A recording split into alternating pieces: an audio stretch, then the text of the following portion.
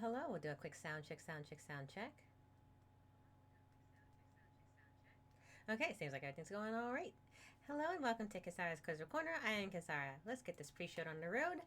All right, so we are on part 3 because we had a glitch that actually ate up more time than I anticipated yesterday. So I was like, okay. So we are continuing on in the Master's Pupil, and I'm beginning to think, like, if we see a glitch, treat it like a glitch. But we were able to get through it, and yeah, so fortuitously, we can continue where we left off in chapter 5, I believe it is, and continuing on through. I really do have to figure out why. I don't think I'm changing my camera angles, am I? Yeah, I guess I am. All right, there we go. And then we continue on with Master's Pupil in through the life and mind's eye, or physical eye, of Claude Monet. So let's go ahead and get right into it. Hair is such a mess. I was like, I know I wanted to do something, and I was like, no, screw it, I'm going to put it up. Let's watch it later. All right, so Master's Pupil, here we go. First off, clear this here, and play. It starts us off right in a puzzle, so we are going to do that.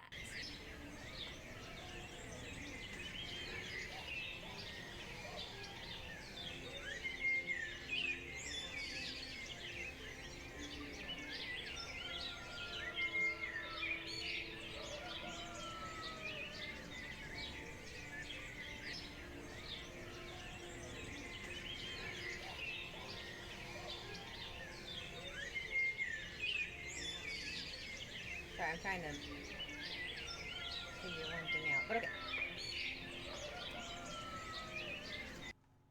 The sound kicks off, I know. Sorry about that.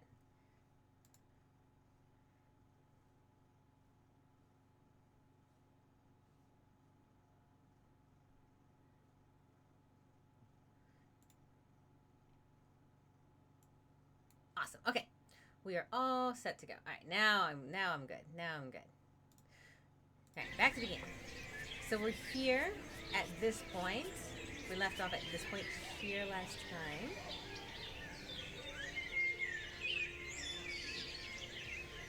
$73, I believe this is. So I'm actually gonna start looking some of these up because there are so many Monets in this already that it's like, oh. So we have Monet, Fields, Pupil, 73. Got this one. This one is called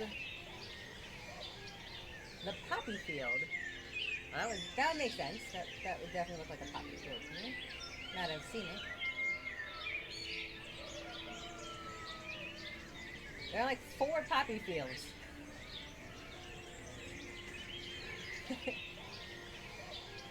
I put poppy field and there's like a slew of them, which would make sense.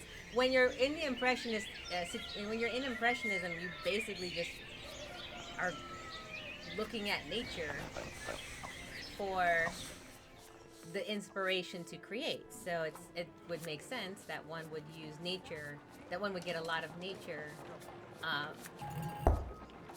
out of it.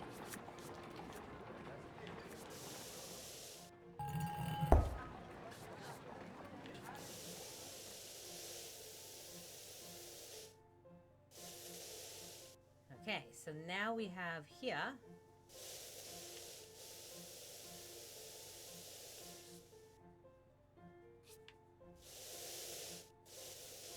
so it looks like we can just push this out of the way. And it looks like we'll get pretty much pushed all the way up.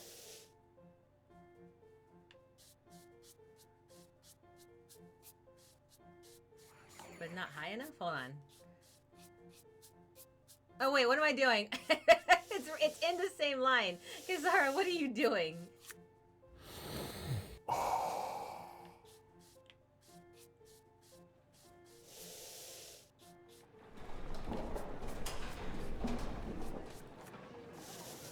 Oh, I see. Okay.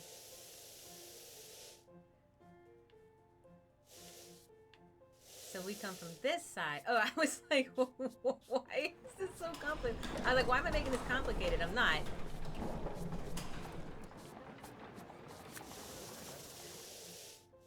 There we go. And then we can move this piece of the painting into place. It's definitely a home of some sort.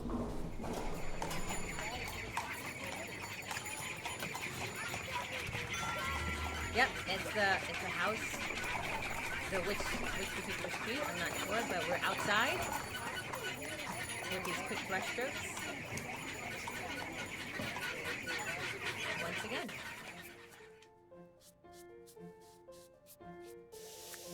We're getting into so much more of the artwork as we continue on. They're starting to become more and more frequent. Oh, the bow.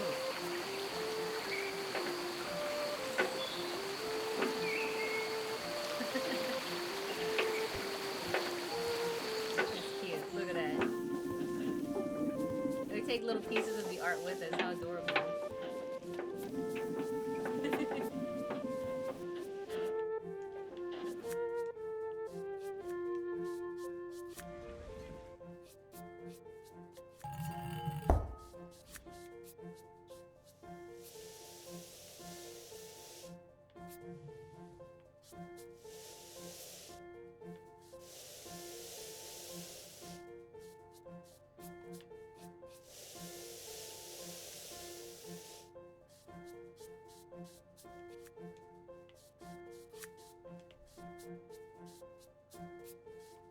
Oh geez. Did I already mess something up?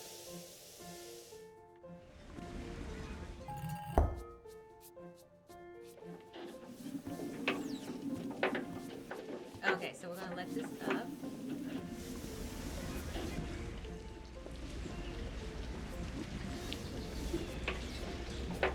Did we just move one boat to the next?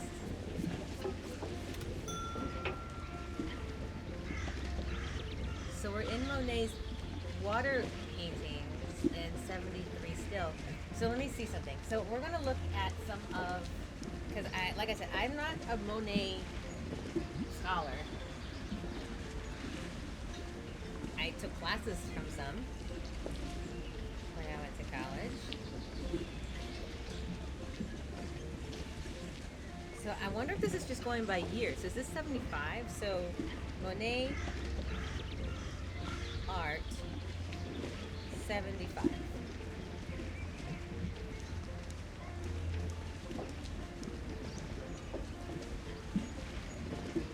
Yeah, red boats, Argenteuil. So this is called the red boat painting.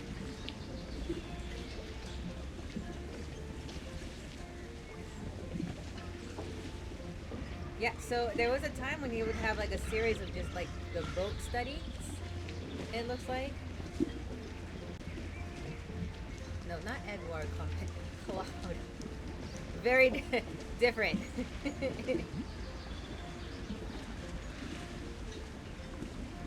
Like a series, not like boat studies, but like just a series of boat paintings. These ones specifically were surrounding the red boats that they would find in the middle of the Argenteuil. So yeah, we went from the red boats from one painting to the red boats of the next, which is where we currently are. The 1950, this one is the 1875 painting of the red boats. Okay, so we're here.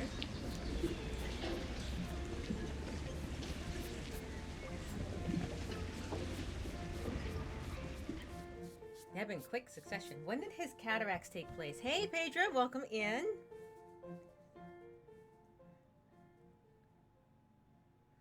When Claude Monet developed, I looked this up the first time and I've since forgotten. Cataracts.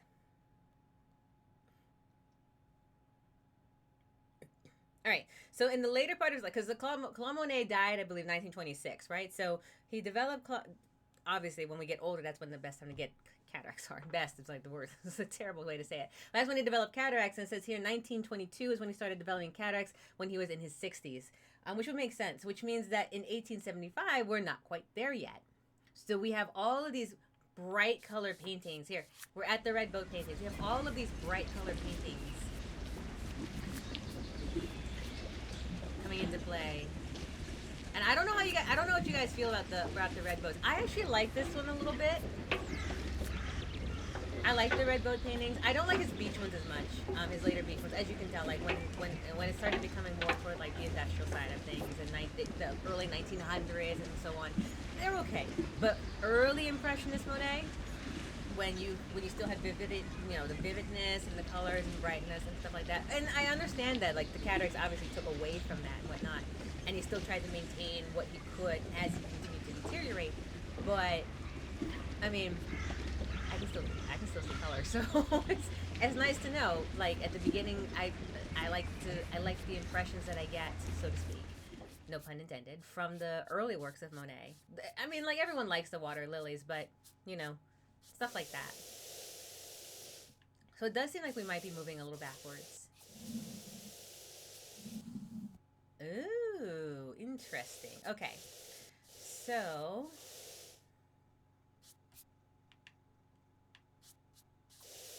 if we go this way, okay, so we need to get past this red here.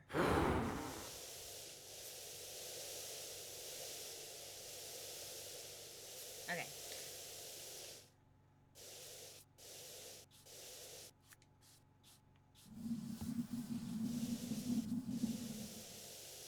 So we need to actually make this blocked.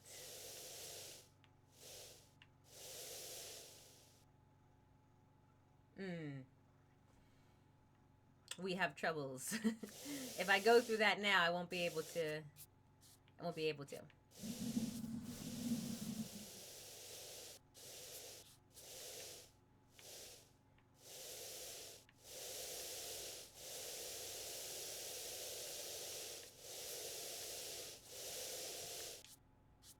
Okay, so we need red, right, in order to get past it.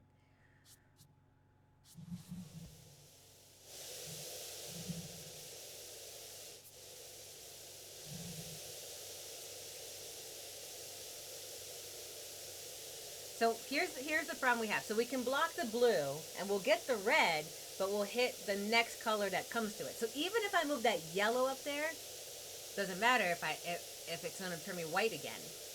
Oh wait. Actually, hold on. Does the whole thing turn yellow, or does it turn? Wait. Does the whole thing turn red if I stay, or does it turn white because of its? Yeah. Okay. So you see how it turns white again? That's the problem. That's the bit that we need to figure out. So ideally,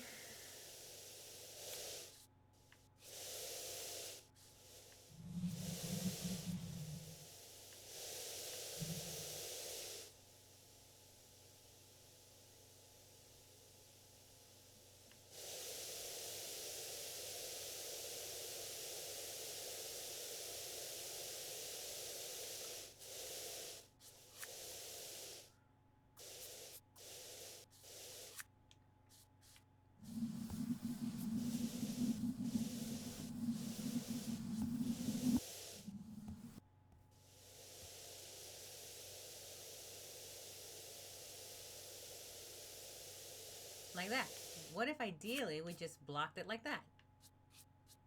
And then it should be red all the way through. Yes! All right, we got it.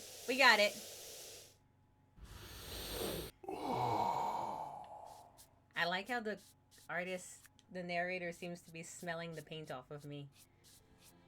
Hold on. Oh, no! I thought it was gonna...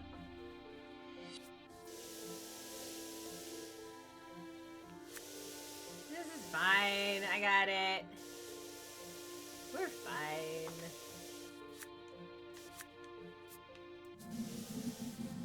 We already solved it. It'll be fine.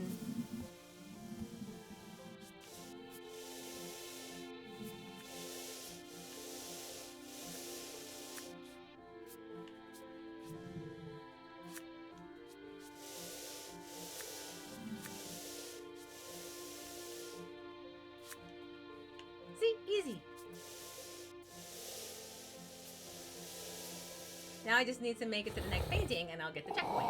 I need to go wash my hands. That's what I just need to take a quick 60 seconds to go do that.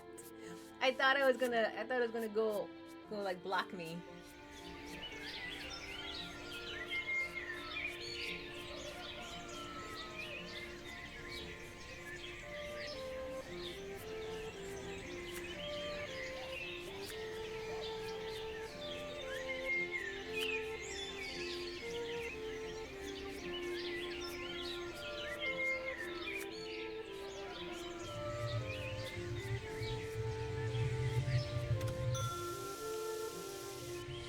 We have woman with oh, I don't recognize this one. This is woman with parasol.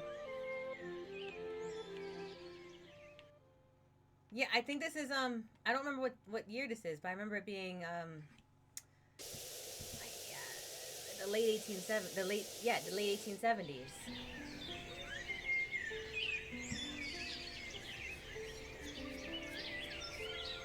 Woman with Parasol is one of his more famous ones also. Alright, give me a second. I will leave this screen right here. I just need to go wash my hands over. Yeah, yeah, very unique. Very, very much so. Alright, I'll be right back.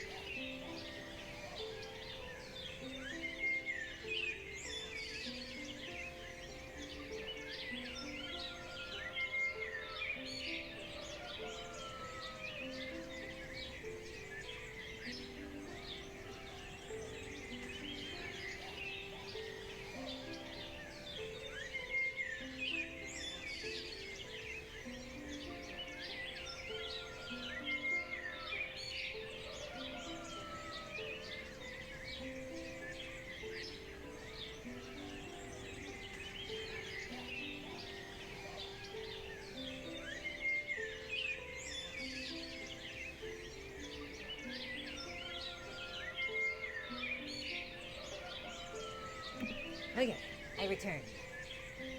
Sometimes you just get like warm hands. I just have to run them under cold water.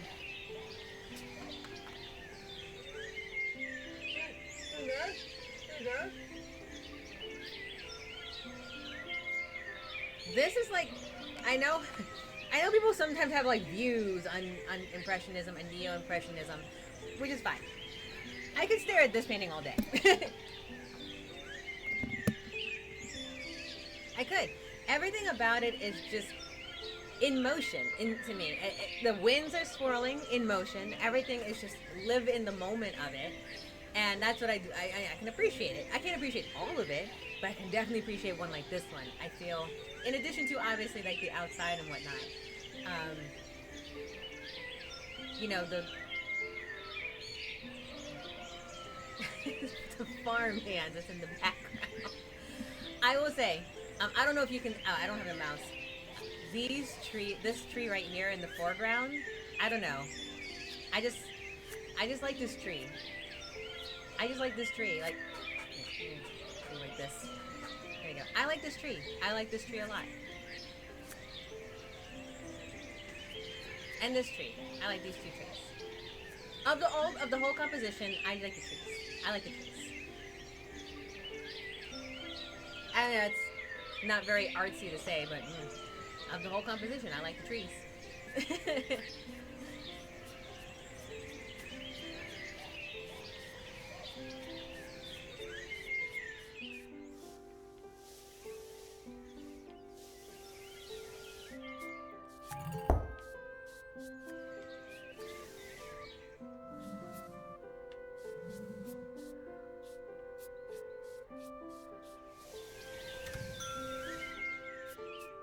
I heard a ding. I guess I got something right.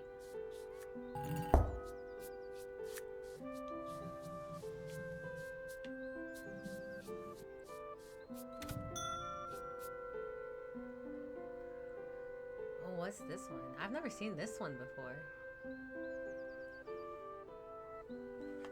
Let's see if we can look it up. I think I think my favorite thing of looking up Claude Monet is you just describe the painting and that's what it will give you.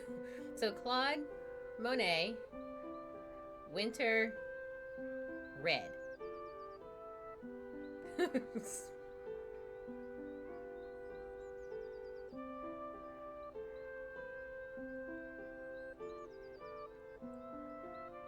Okay, let's do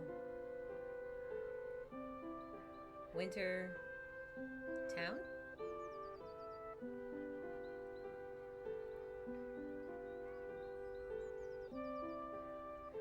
One, two, three. There are so many winter. Oh, here it is. 1875. The La Neige à Argenteuil. Snow in Argenteuil. La Neige? Is that what snow is? I don't.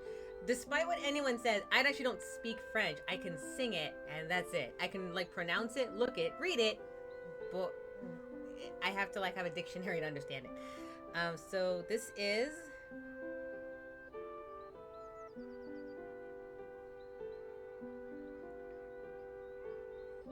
called La Neige Monet.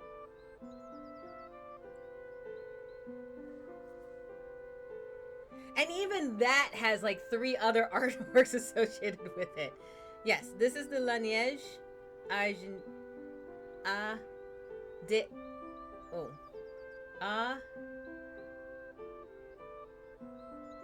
Argenteuil.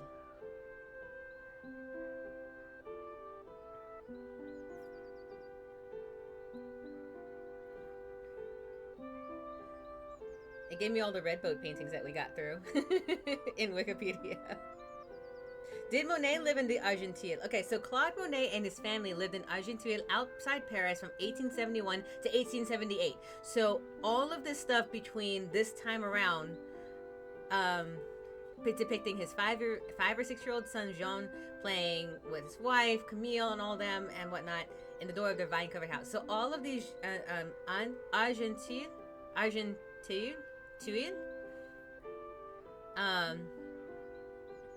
is all from when he lived there with his family. How many paintings did he make? Let's see, 259. According to Visit Paris Region, Impressionist House of Claude Monet, Argenteuil, in terms of pictorial output, Monet's Argenteuil period was particularly fertile. He painted 259 pictures there, or paintings there, including 150 for which the Argenteuil and its surroundings were the subject matter. 150 paintings!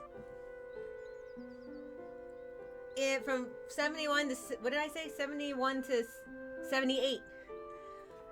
Okay. So this is his town. This is where they live. I still like the fact that I just describe it and I get it.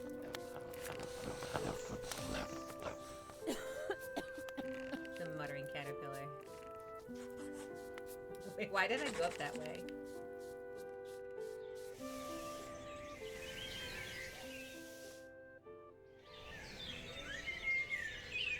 Oh, gee. Okay.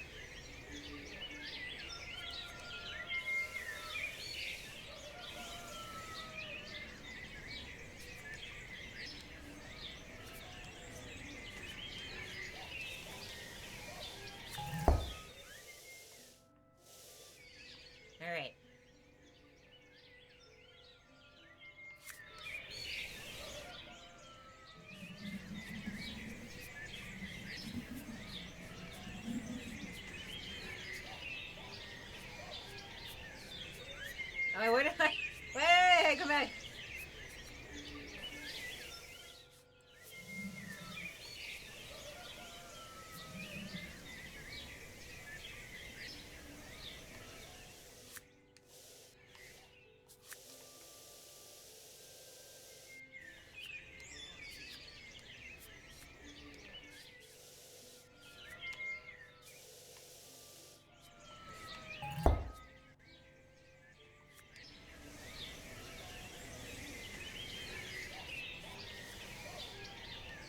Oh my god, do I have to put them in order too?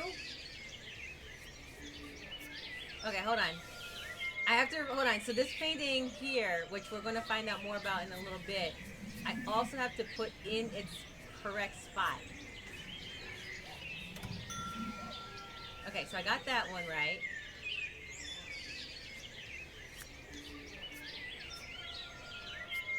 That one's about to be wrong.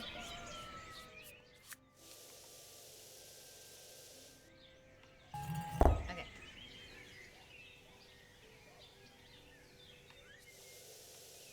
Actually, hold on. That needs to go the other direction.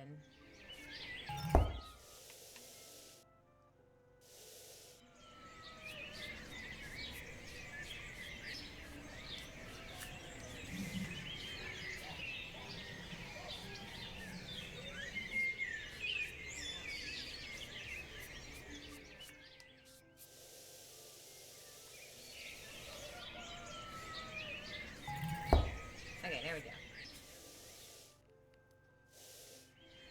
And then that one, we're going to put the statue one up.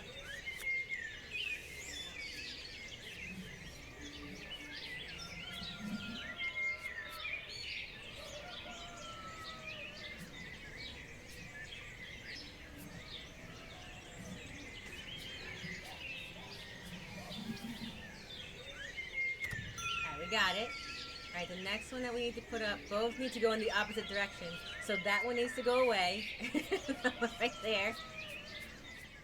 Oh, this one's fun. It's like a little puzzle. Hello. Oh, who's this? Hey, Karma. It's me. I caught me actually legit off guard. How are you? We are playing The Master's Pupil, recommended by Pedra. This is if you're someone that likes art history, we are playing Monet. Basically showcasing arts of Monet through his mind's eye.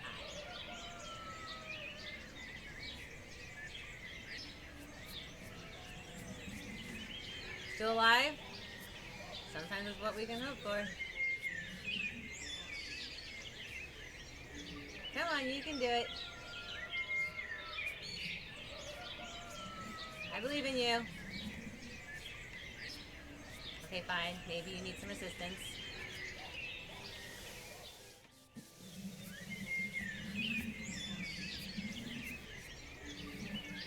There we go. And then lastly, this one.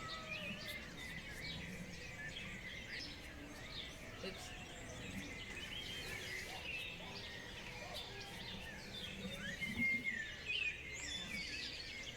It's a slow process. You haven't been around much, been preoccupied, the schedule changes throw me off. I appreciate you being here now. I mean, like, honestly, the schedule change needed to happen, and it will keep adjusting as more and more stuff comes our way, you know? So, okay, you know what I'm gonna do? I need to go get it.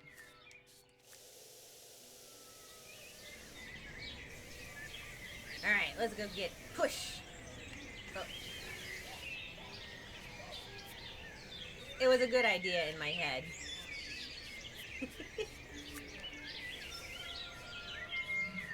Yeah, so in case anyone's kind of curious as to what it is that causes our schedule changes or anything like that, Drake and I are freelancers. Drake runs a business and was able to finally get his other job to give him a schedule that lets him do it. That lets him run it the way he wants. So, oh no. So we very fortuitously have the capability now to be able to do it. And as you know, I'm a performer whose schedule takes on whatever jobs come my way, in addition to whatever jobs, not just jobs whatever comes my way, but also like whatever deadlines I pick up along the way. So both of us are very lucky to be able to do work that we not only enjoy, but always wanted to, like our life. That's the life we've always wanted. I need to go. Oh, I need to go all the way back up. Okay. So the schedule change is based around pretty much that. So we appreciate those, you guys like taking it in stride as best you can. I know it's not always easy, but we really do appreciate it. No. I'm going this way. So do I just jump into it? Like, what do I do here?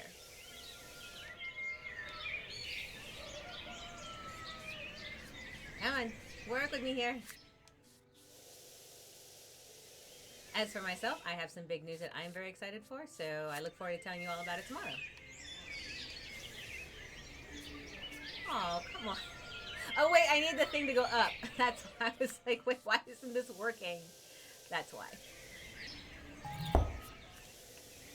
There we go. Now we make it. Alright, so now we are in this garden. Alright. Are we still in we can't possibly be still in the 1870s, can we? Hold on. So we know that the last painting was the Wintertown and the Arc de Triomphe. So this is Claude. As much as I've been spelling his name, I can't spell Claude Monet that quickly. So Claude Monet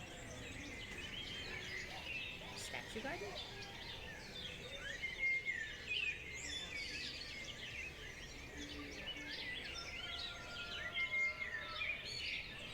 Painting, because apparently it's like gives me all the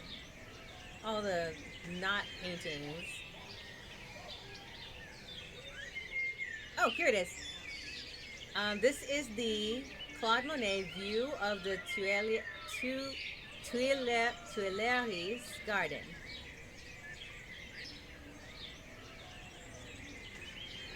View of the Tuileries garden.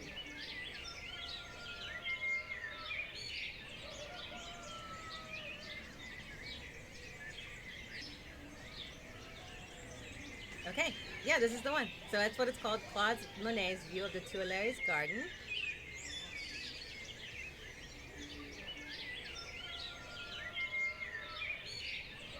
I like it's like, enjoy a reproduction. I'm like, I just need to know about it.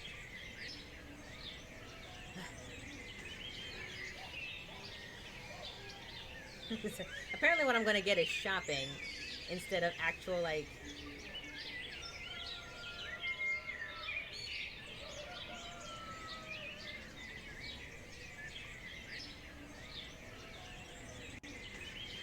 Is it just me, or am I getting, like, just, like, buy? I'm, like, not even getting, like, a general, like, Encyclopedia Britannica thing. Or maybe there's just a lot of reproductions.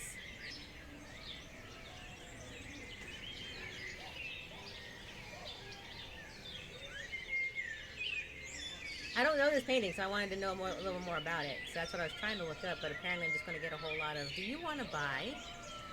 I'm like, no, I don't want to buy. At the very least, I want to know when it was painted.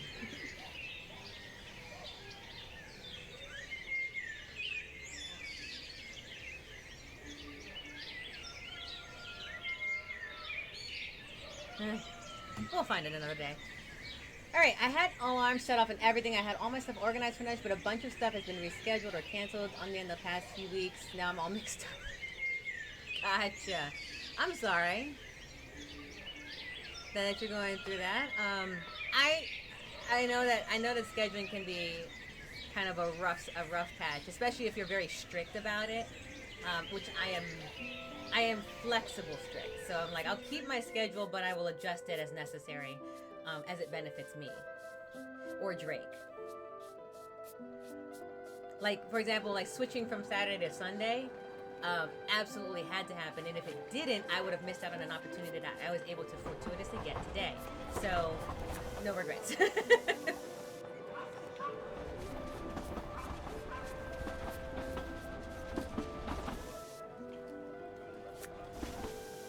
Okay, I need to get up there. Let's see how I can do that. Okay, so this is a puzzle platformer using like the artworks of Monet to get to this point. um, you move these crystals around and they change your color. There we go. You move these paintings around, they change your color. And as they change your color, as they change the color, you're able to maneuver through the puzzles to unlock paintings as you get them.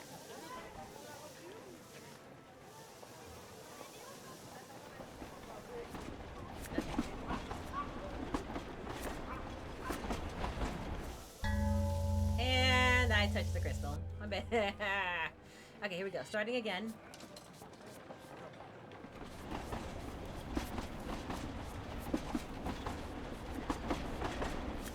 Alright, so we gotta get that up to there and then use this to get to that side. Okay, so that's what needs to happen first. So to get there, that. Then that. And that.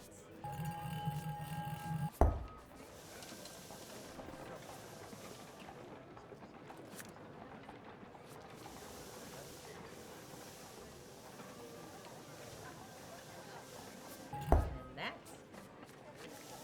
This.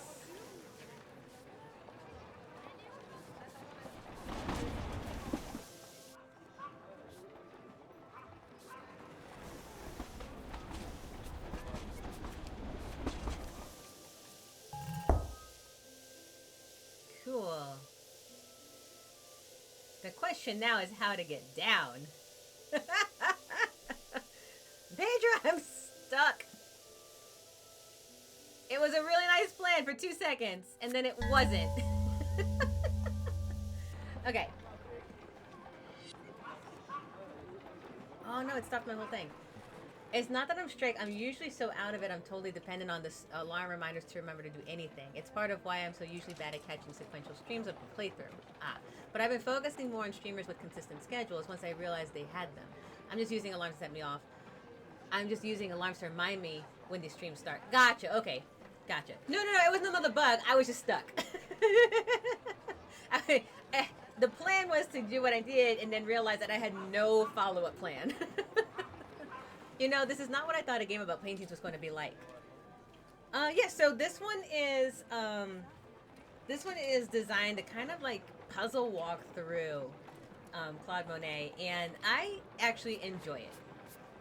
Just basically kind of like wander's discovery, and then look things up at your own pace. So like if I like a painting, I'll stop and be like, oh, that's really, really cool. I like the way that feels, I like the way that sounds, I like the way it looks, all that kind of stuff. And then I'll just be like, hey, let's look up what painting that is. Did you beat Jusant? Yes, I did. I did beat Jusant. We actually beat Jusant way quicker than I anticipated beating Jusant. Alright, I think we need this to be able to get out of that, but I am not entirely sure.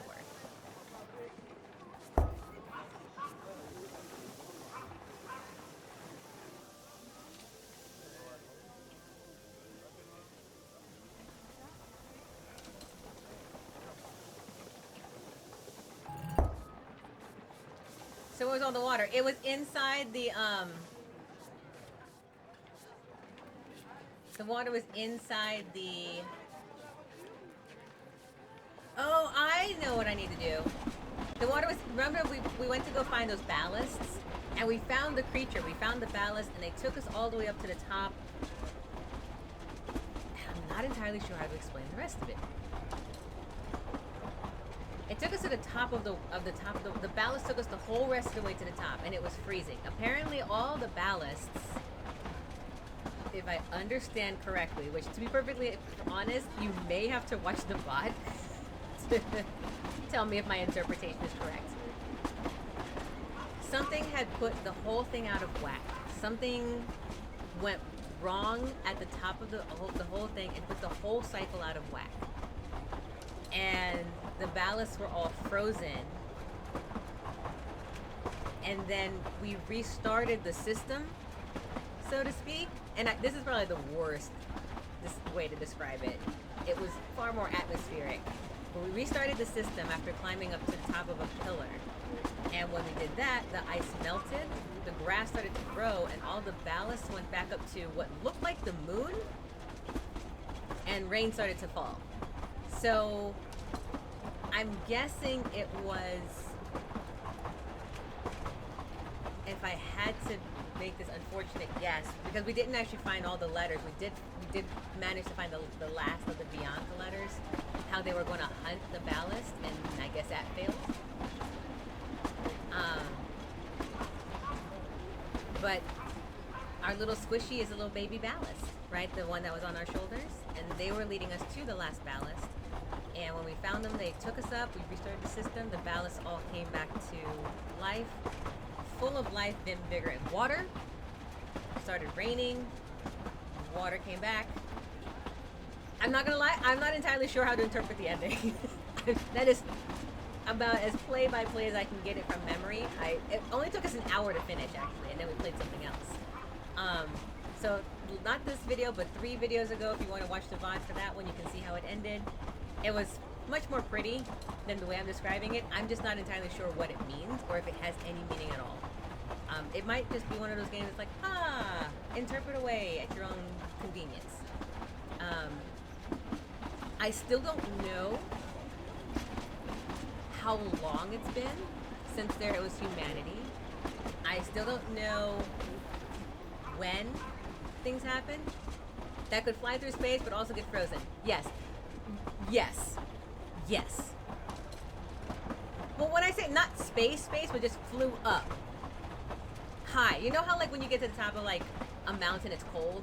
It flew up and froze. So not flew through space, it just flew up to the top. If that makes sense. And then it froze because I guess it...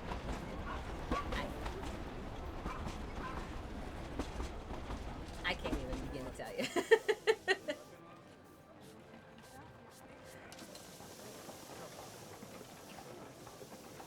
There we go. Stay. Stay. Stay.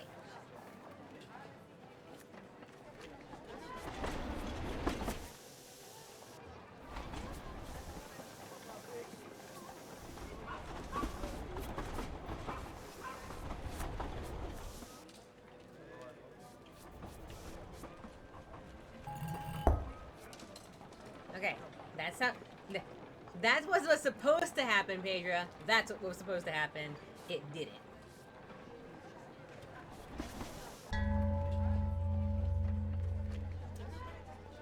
And then I didn't... This game. And then for some reason it wouldn't let me see where to go next. Are you kidding? Fine. Fine, game.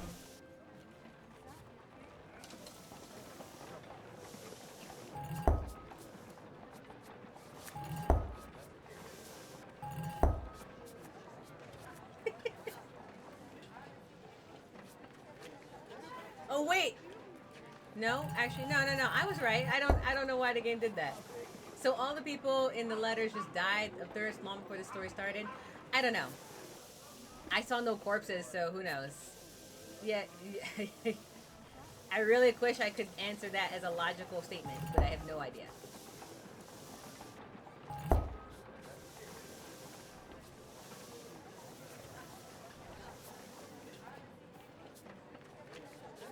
Sweet, I got it.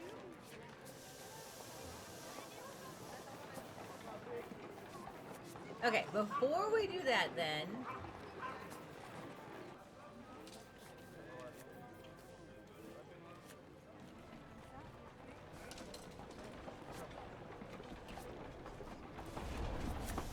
I know full well that we need to get up there, but I don't know how. We just need to go back. Okay.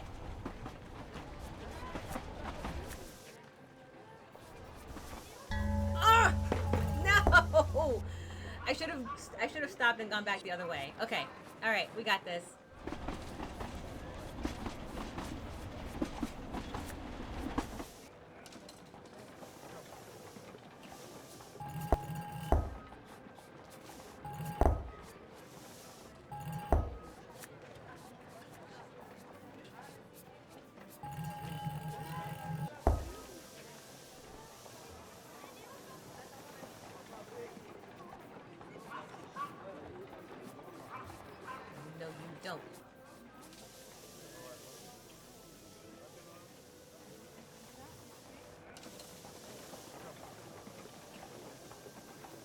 There we go.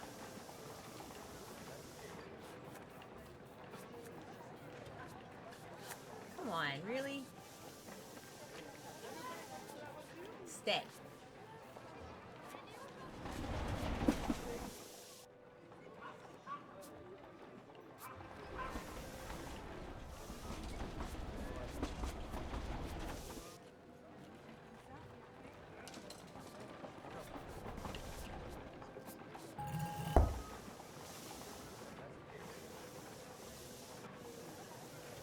Okay, good. I was like, I should be able to get here somehow.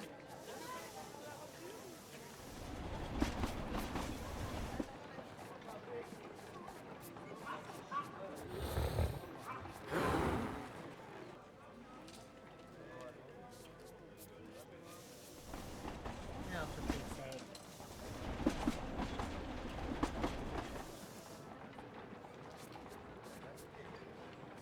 So, I don't know what this is. I can hear that I'm too far, and I don't know how to not be here. So give me a second. For some reason, the game decides that it's going to have this buggy problem here. Hopefully, I can avoid it. Okay.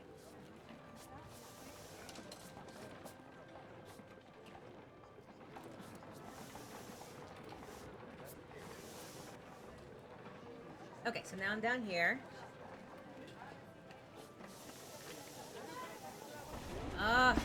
This might actually be one of those bugs that is going to be an actual problem.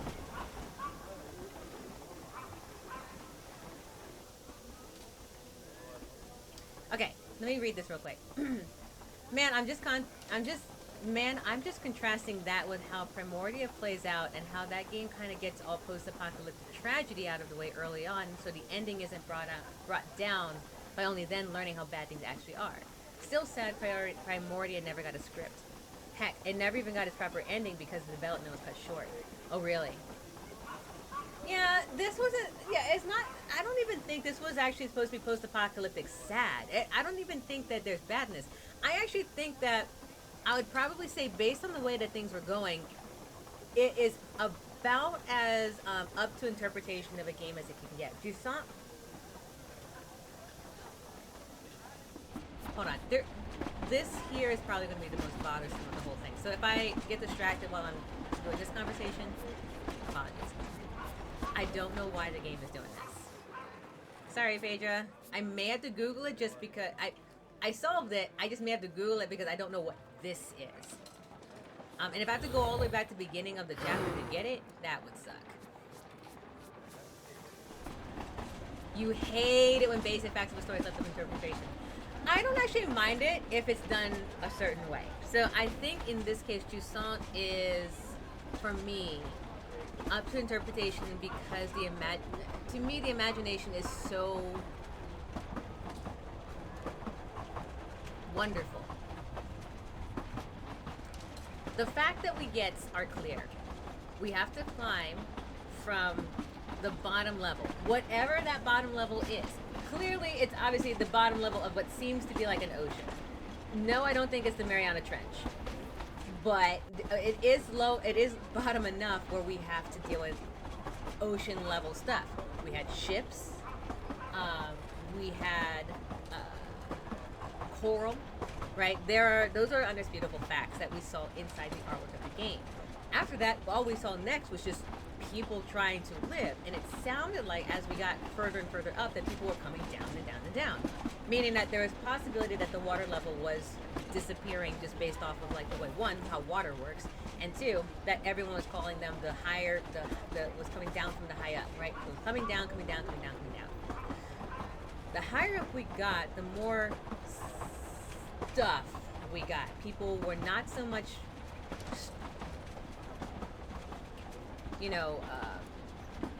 limited by certain things. So water was more plentiful higher up before they started coming down.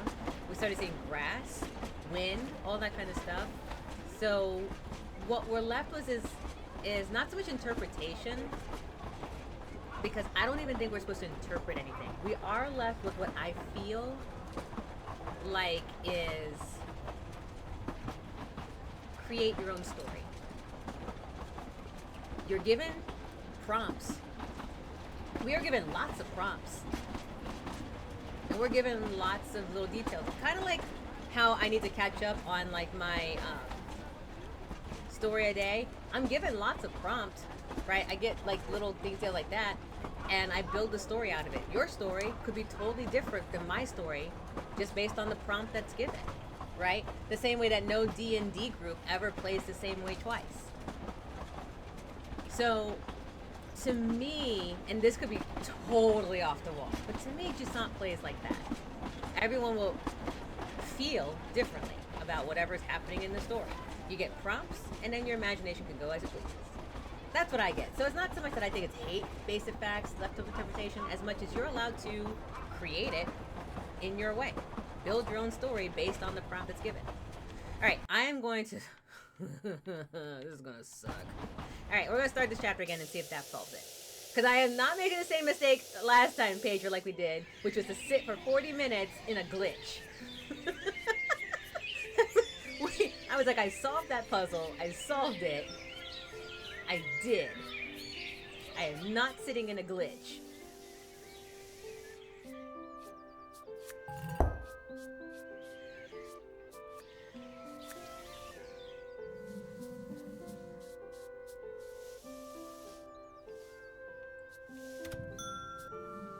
Alright, so we're back here in these stories.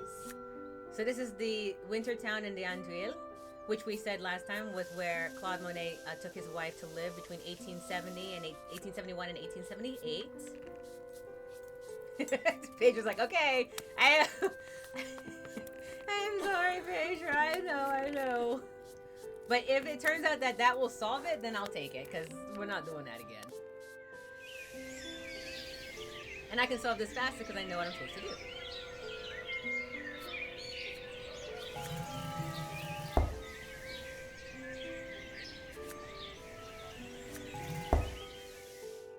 Time for pie.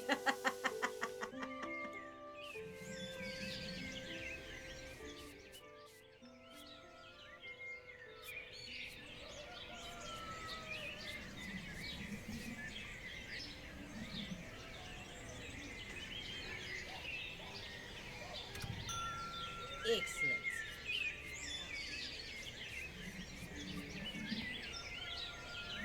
No. Oh man. There we go.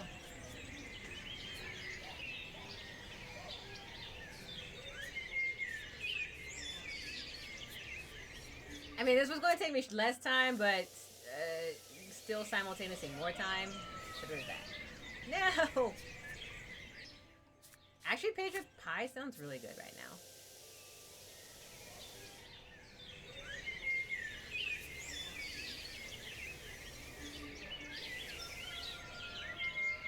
There we go. Oopsie daisy. Gods, I wish I had pie.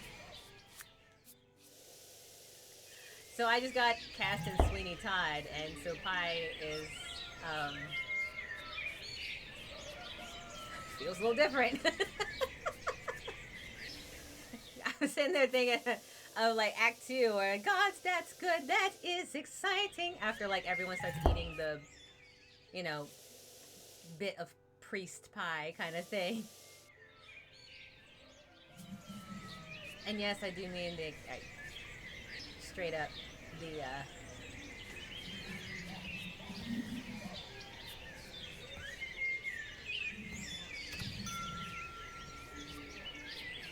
actual musical, not like the Johnny Depp, whatever it is you think. And I like the Tim Burton version, I do, but the musical is better.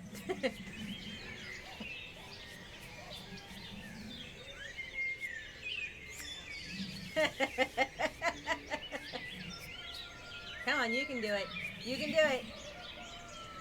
There you go. And now we make our way up to the top. Alright. And we successfully traversed through this painting that we discovered and talked about already. Well, this tastes fine. Alright, so now we're back at this. Here we go. So we know... First of all, I want to see something. Before we do anything... So, ideally, the red's supposed to come all the way through there, right? Right, alright. We're all in agreement on that one. Cool. The slice of pie already disappeared. Well done, Phaedra. Good. Good. That's what I like to hear. Alright, and we're going to take this blue ball.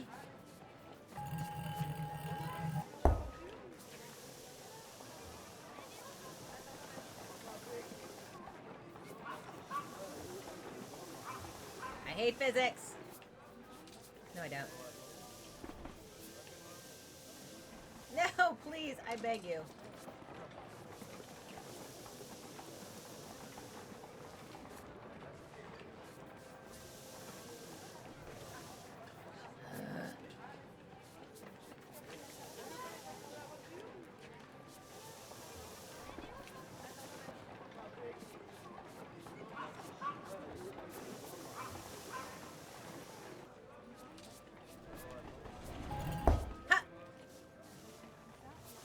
Whatever, it's fine.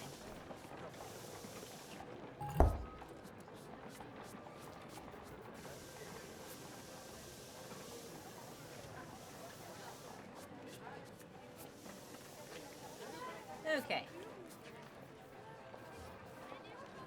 So now we're here. And what I want to do is put the thing over there.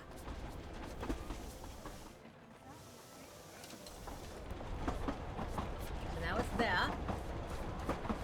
Please don't glitch it! I'm sorry, I literally was like, don't stay in the smokestack for too long, and then I did. And I'm like, oh, Peggy's gonna kill me.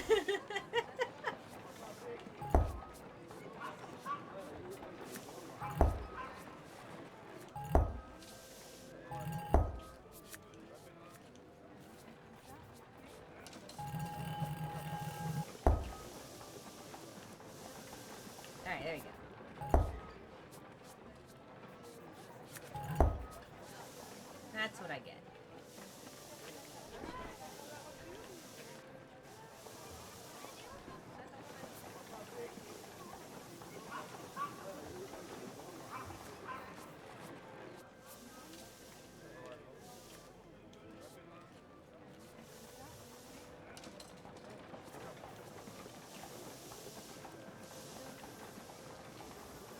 Okay, here we go. And to think you could have played a good psychological horror game like Survival Crisis C.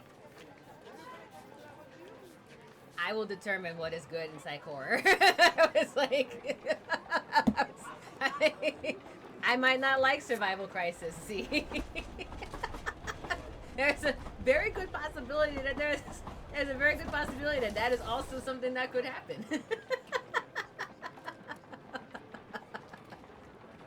Oh, at the moments like this, I still struggle to believe you played through the entirety of Lone Survivor. Okay, on that, yes, then I did skip a message. My bad. You are absolutely correct. I mean, the sentence technically still stands. But yes, just about anything would be better than Lone Survivor. I did. I played through the whole thing. And you know what? The worst part is I was on my PlayStation, and Drake's like, oh, look, so Lone Survivor Director's Cut's on sale. And I was like, I will punch you if you put that on the PlayStation. I was like, I will absolutely not be happy. Like an important message.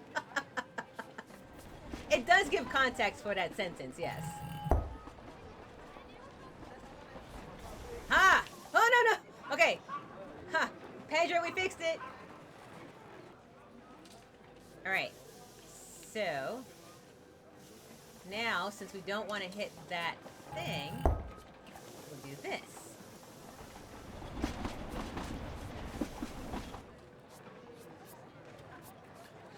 Here.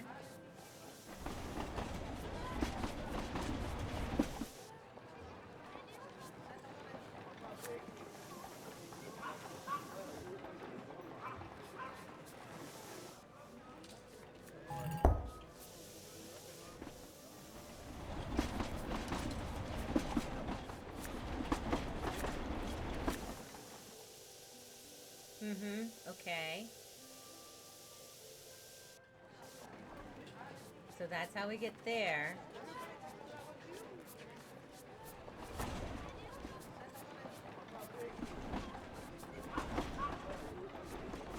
Interesting. So it won't actually let me come back down.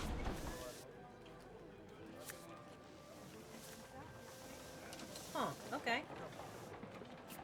Well then, let's see what happens if I do put that back on.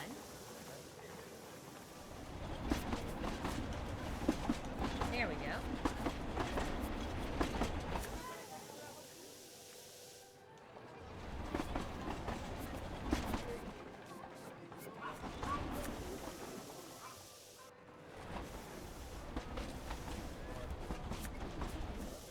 Alright, this is going to be a little bit of a process. But I think I need to get it to right over there.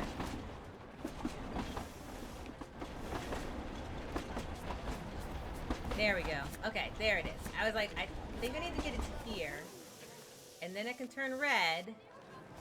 And then I can turn red.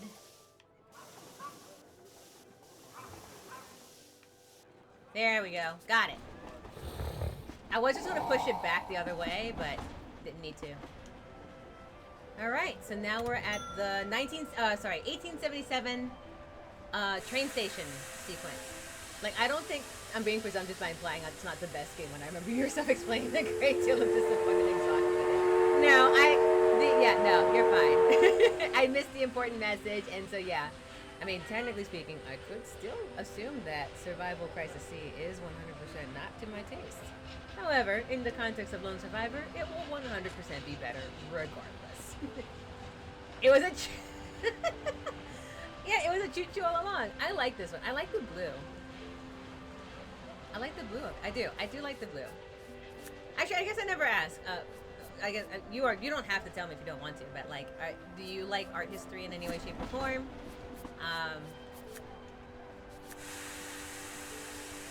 I've said a couple times at this point on my stream what I feel about Impressionism. The Impressionist movement, so to speak, or however you want to interpret it. But while it is not my ultimate favorite, because I don't really have one of those, it's not like, oh, I love surrealism, or I love Dadaism, or I like the Brecht House, or something like that. What I do like about Impressionism, as I said before, is its imperfections. The idea, and that's how it was born out of, was the imperfections of it. I kept hearing the train sound. I was like, why is this game playing ambiance?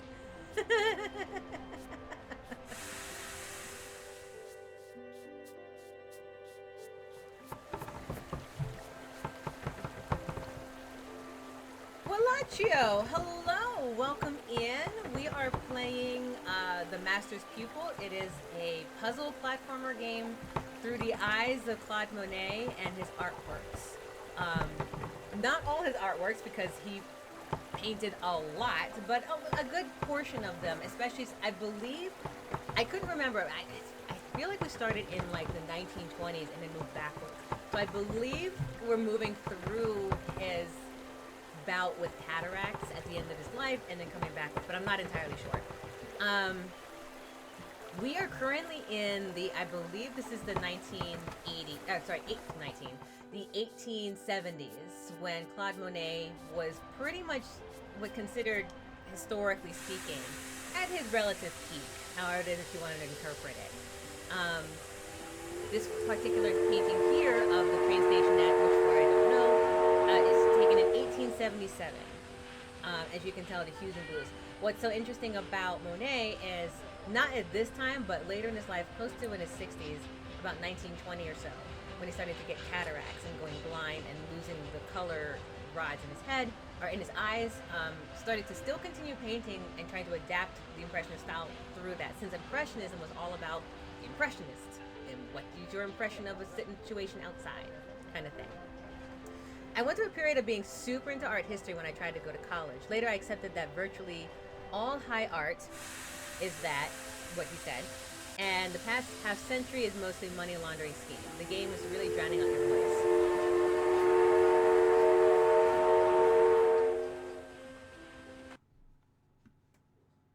Let me fix that. Is that better? I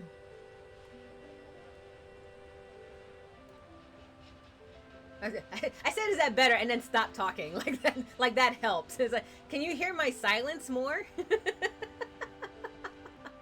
Okay. The train whistle was much louder than the music tracks. But yeah, trains are. Well, I mean, trains are loud. Trains are very loud. Um, so when I went to school. I did have a major in art history. Um, in addition to music. Um, and yeah, I mean, like I said,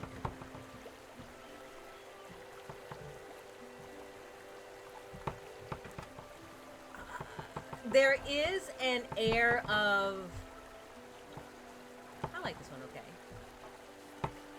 it's the houseboat. It's the houseboat series. The houseboat series. There is an air of elitism sometimes around art that. I mean, you take it or you don't. Like that. That's basically what it is. The same way with composition. Like as a classical composer, I'm sorry, as a classical pianist, I should say. Um, Someone could easily say that playing Chopin prestigiously um, is better than Scott Joplin, and they wouldn't be wrong. But it is a matter of taste, in a personal opinion. Um, so you might, I would like, Karma, I would like you to tell me what it is your definition of high art is, because that is the part that I think that we are going to have. That would be more of the discussion than anything. Is what you define it. So, for example, like someone told me, like if someone tried to tell me that, for example, like jazz is not as good as classical music, which is just straight up personal opinion. Um, I don't know what to tell you. That is all that is. You can have your opinion on the matter. You can think that it is better. That is your prerogative. But beyond that, you can't dictate someone else to do it. So if you're talking about high art in that it's trying to dictate how other people receive art, that's hostile. That's vindictive. That's malicious.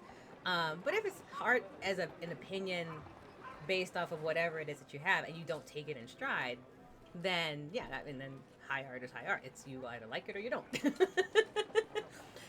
Minus, I am not including, by the way, anyone that is putting out the blank canvas art. Stop it. If you're putting out blank canvas in a gallery, stop. Don't do that. That is malicious intent.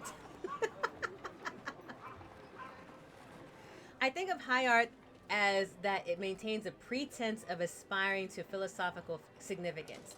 So now that's an interesting a thought process to have. High art maintains at least a pretense. So you are basically the actually I would probably say the blank canvas art is probably the best example of that.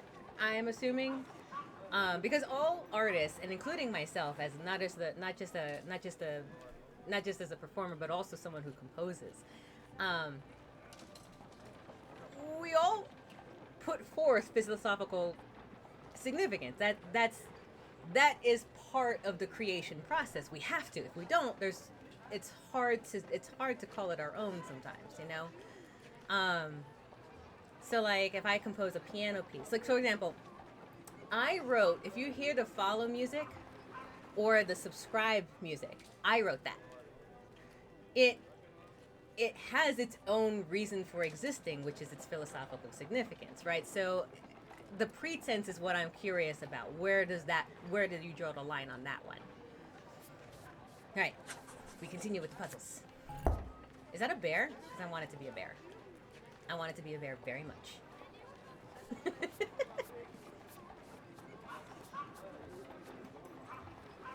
Oh, what is this? Where does this go? Huh. It goes to the side. Okay, we'll hold on to that for a second.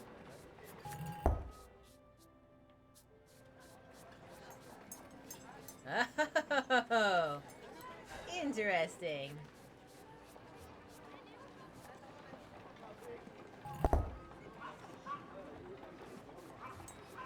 And then from here,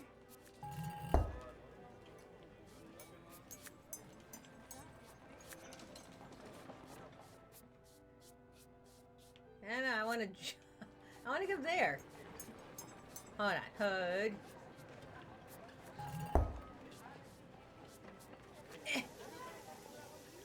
There we go.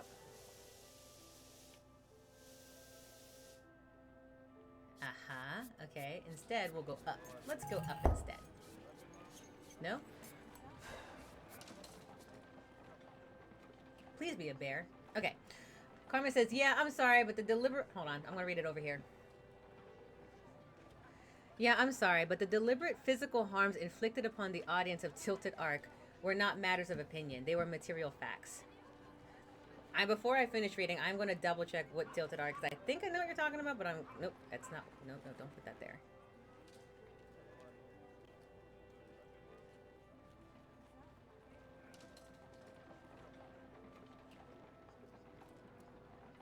You're talking... Yeah, okay, so you're talking about this public art display, right?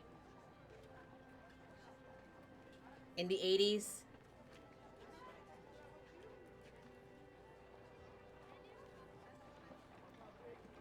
The art installation in Manhattan?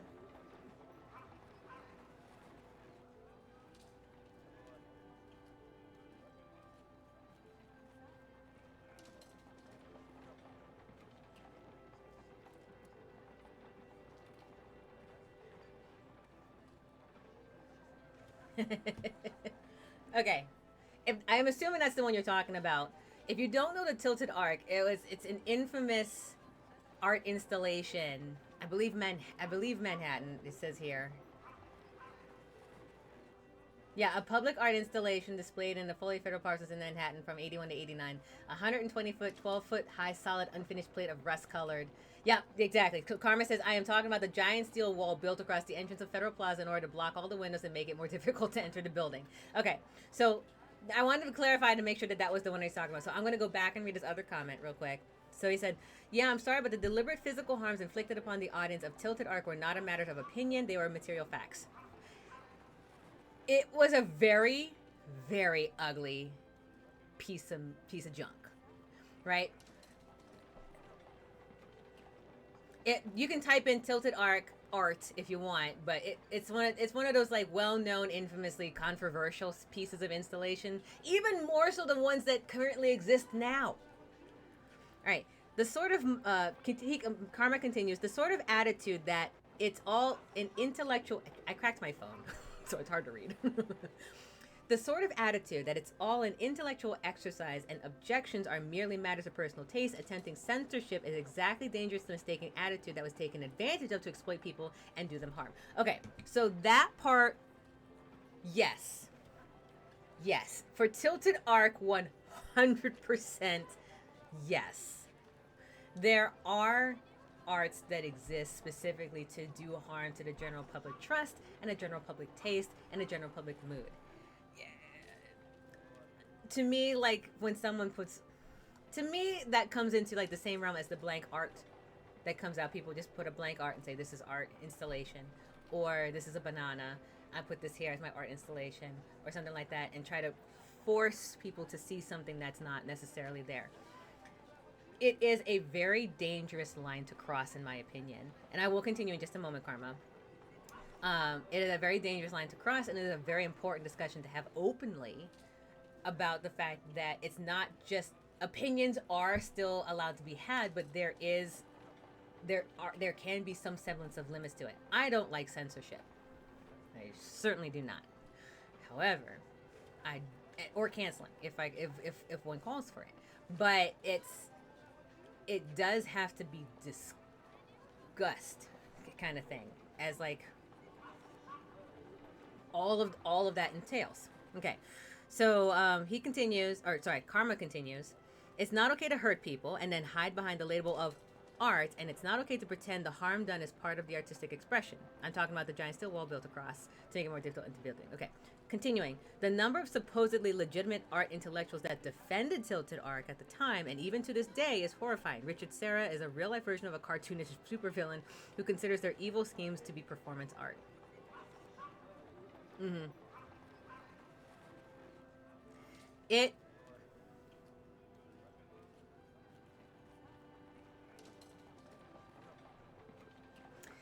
was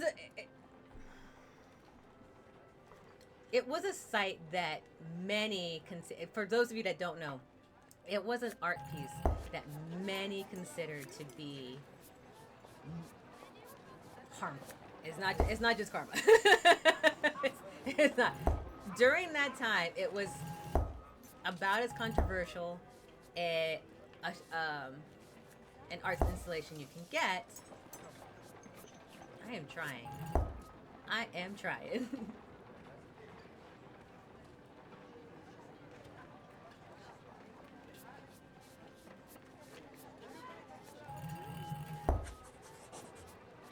Hold on.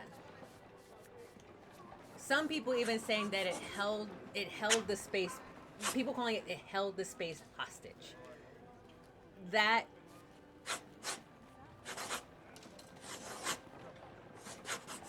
harm that he's talking about is very, yeah, it's ludicrous. Oh, I can just jump up here, really? Okay, so I can't go that way.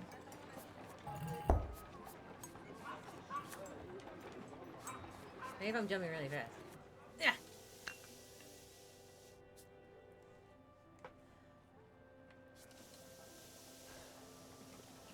Alright, but this is not where I need to go.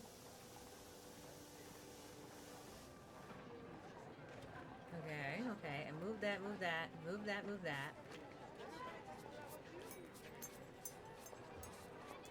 Man, is this gonna be one of those puzzles I gotta start over again because I just didn't know where to go? It might be.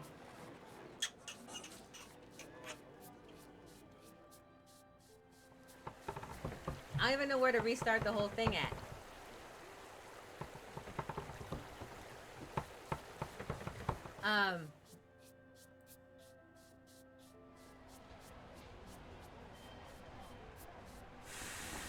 So that controversy, I'm gonna start all the way back here. So that kind of controversy was definitely harmful to the public, I think, in my opinion. It's hard sometimes, however, to kind of balance that with punishing all people that have a philosophical behind it. Not all philosophical art is harmful to the public. Not everyone's philosophical intent is just bad opinion. You know, so it is something to kind of keep in mind as far as like that's concerned, because I'm not defending that monstrosity by any stretch of the imagination, and I'm certainly not defending blank slates or banana peels.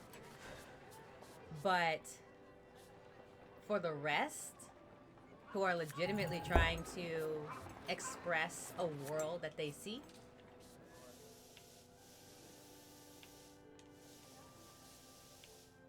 no, that's not it either. Okay, okay, what do we do here?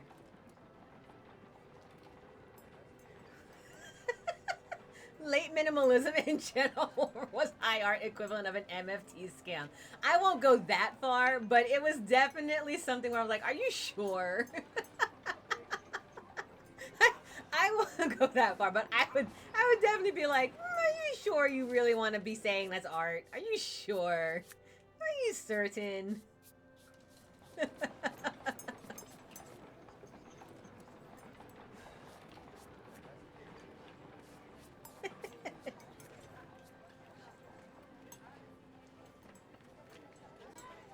I do think that the attitude of the artist, guys, I'm actually kind of stuck at this puzzle, so give me a second while I'm talking and solving. Man,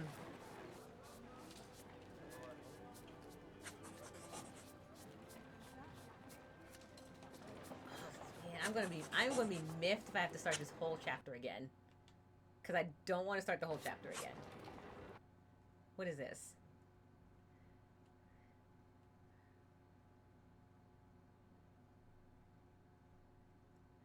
All right. I mean, I wasn't exaggerating about the money laundering scheme. No, I know. No, I know. I know. Um, I just, I, when I was in college, sometimes I would see the art from the art students, and I would be like, okay. Well, at the very least, I know you know how to weld, kind of thing. Anyway, that is beside the point. Um, it's like I did art history, not art studio. I'll tell you that. I was like, you want to go into architecture? Okay, fine. Art welding it is. I will. My one qualm with this piece, with this game, is not telling me exactly what these are. I don't know if this means restart the chapter or restart the checkpoint, and I'm scared to use it.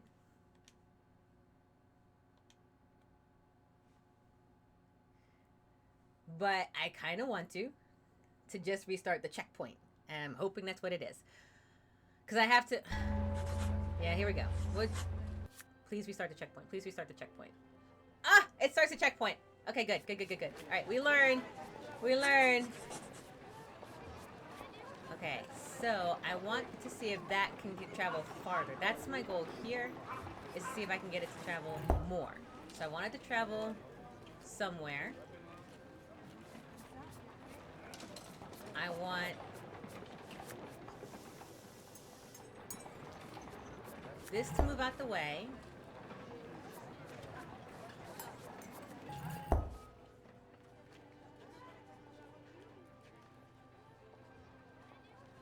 Okay, no, it will land there regardless of what I do.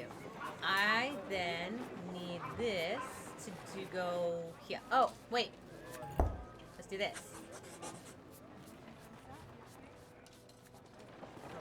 Here we go.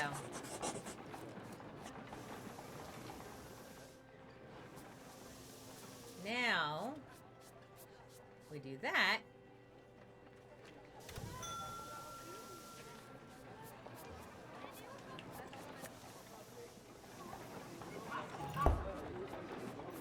And we do this. And now we're good to go. And now we're in pheasant territory and hunting season by Claude Monet. All right, Karma continues with, buy a banana and roll of duct tape and tape the banana to the wall, sell it for $1 million. You've just circumvented the Federal Reserve's control and the creation of money. Like I said, Lee minimalism, while I'm not going to go as far as say as that, definitely I think is some schemy stuff. No doubt about it. There is definitely, by the way, I love these pheasants. Definitely some schemy work on some artists there. I'm sorry, you cannot, in my opinion, that you cannot deny. If that's what you come up with for, like, I'm going to say that this is, like, my best work yet,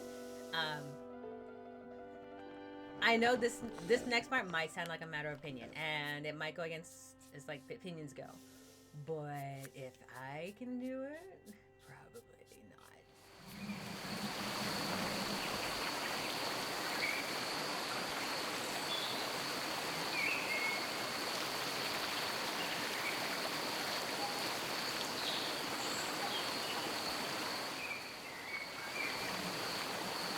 Okay, we need to go down further, I see.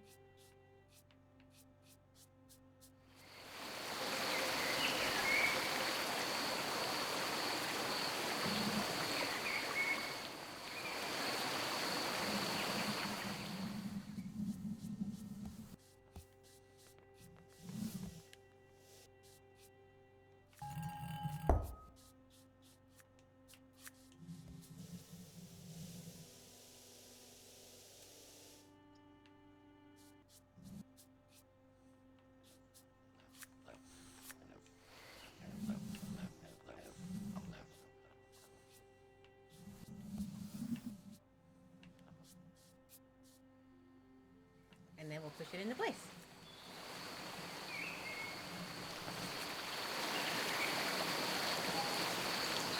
Yay, we got it! Oh, I like this one. This is Claude Monet. I can't tell when it is, but I do like it a lot.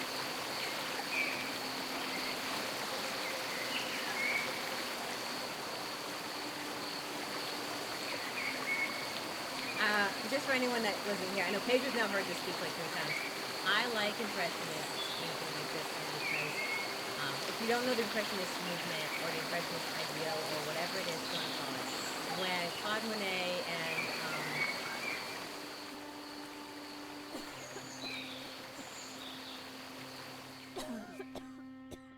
I was saying I like it. I was saying I like it. Maybe I should turn. Maybe I should do this. There. What is this anyway? I don't even know what that is. All right, I turned on the sound effects. I was saying I like the painting. I was saying we got it and we like it and stuff like that.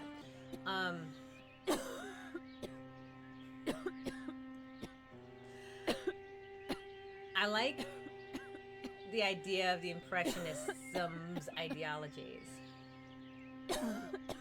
I think maybe the third meter is the sound of the paint. Oh, maybe that's you're right. This one right here. Oh, you're right. There you go. It's so that the coughing's softer. I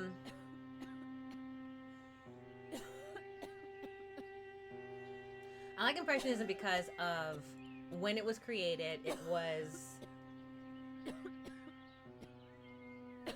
not considered high art at the time. It wasn't allowed. These paintings that Monet and his colleagues had created at the time did not represent what was considered good or anything like that.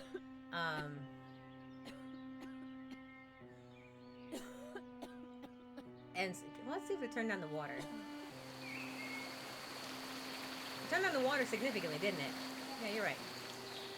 So it was considered unrefined. These paintings here that we're looking at were considered to be unpolished, subpar to the standard that came from it. The equivalent as when I said someone told me, like, for example, Scott Joplin will not be nearly as good of a piece of music as Chopin, which is straight opinion. So these guys, based on the Impression art of 18. It's not 1870, 1850 something like that.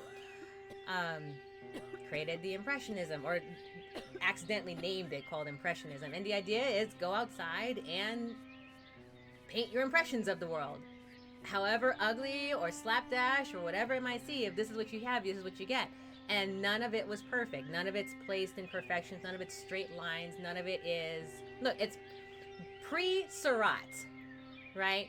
It's just hues and lights and saturation and all that kind of stuff. And none of it is perfect. And I always like the idea of high art not being perfect. High art, I put in quotes, right? But just... they are subject to beauty just as much as of a perfect refinement, right? The perfect shadows from Caravaggio could be equally as deep meaninged as that, or water lilies. Or this one, which I don't know what year this is at this point. I feel like we're in the 70s, but I'm not sure. I don't know. You are all more than welcome to give me all your interpretations. I like this one. So I kind of, minus like the accident that I just did there, I kind of like this hidden motion, like stagnant motion. The properties of Impressionism is to work quickly. It's fast brushstrokes and immediate events. So what you see is what you see. That's all it is. Any more than that, and you start getting into like classicalisms and stuff and romanticisms. Oh, is this? Oh, which one was this one? I only saw this once before. I didn't really study it for very long. I can't remember.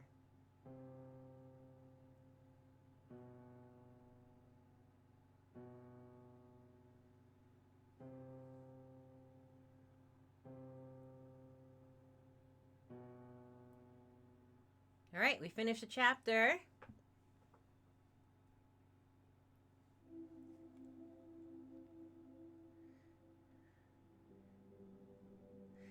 Karma says, Impressionism abandons the fixation on aspirational perfectionism and the few centuries of art that precede it, but captures some of the remarkably complicated optical phenomena and early art struggled so mightily with. Yes, 100%.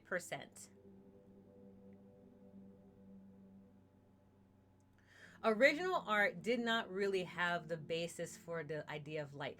Now, granted, neo impressionism, when Edouard Monet and Seurat started coming into existence, where pointillism came in at that time, realized even furthermore that light was the particulates that create hues. So in this case is like these early. Oh, this is 1880. Okay, so we're getting further. So this is 1880 Seurat. Up to my left. This is 1880 Monet, and you start getting into like the early classicals, romanticisms, and all that kind of stuff. Even like the Brecht House, which is later, like um, really fixated on like kind of creating idealisms, I guess you can call it, and had problems with what is light and shadow. I like Caravaggio. I absolutely love Caravaggio. I love Shadows by Caravaggio. He's like, you know what? I'm not even going to deal with light, just shadow. And I'm like, done. I love it. Everything about it. But Monet is like the opposite of that, and Impressionism is like, you know what? I get it, but guess what? You're missing the point. Let's start afresh, and I love it. But my biggest thing is not that it's just abandoning the fixation on it, but it's literally about just kind of like, here's the moment, go with it.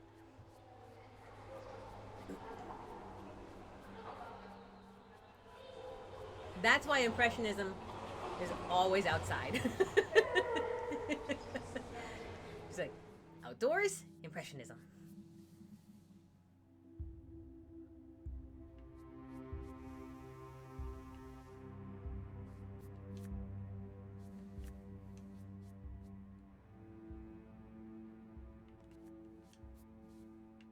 Is this supposed to be in there? Is that part of the painting? I don't think so. That was incorrect. That's how we failed. I mean, Van Gogh has some pretty well-known indoor paintings, but when I'm speaking specifically of like Monet. Apologies. In Monet, that's why you'll get almost all of Monet's outside impressionisms. It was about taking nature in stride. Maybe I should do up. Go this way. As you can note, one can easily fail.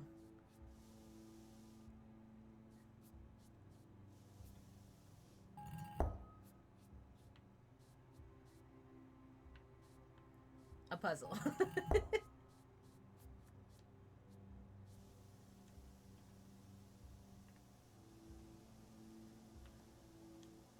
Let me go.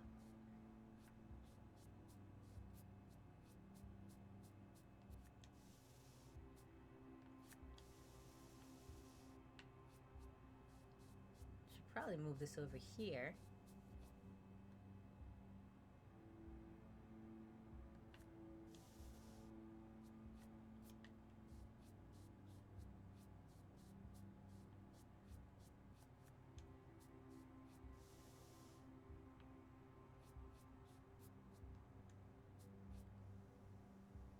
Hmm.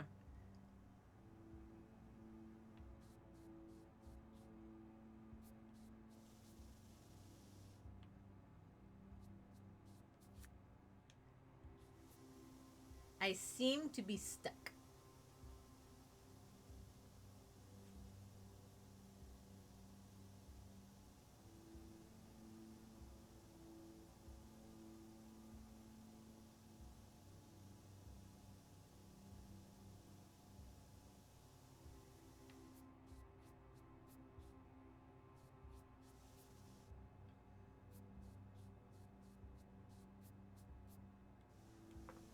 Oh, I can get up this way.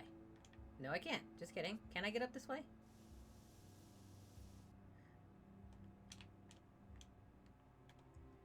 No, there's no jumping from here. Okay, so now I'm stuck there. Oof.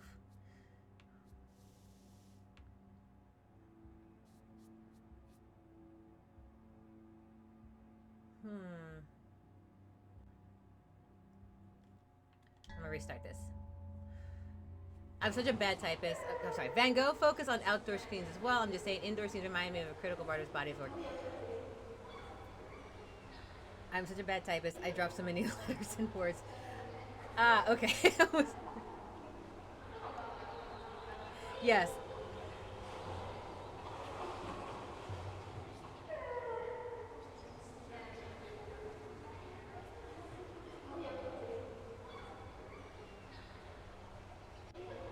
1 second.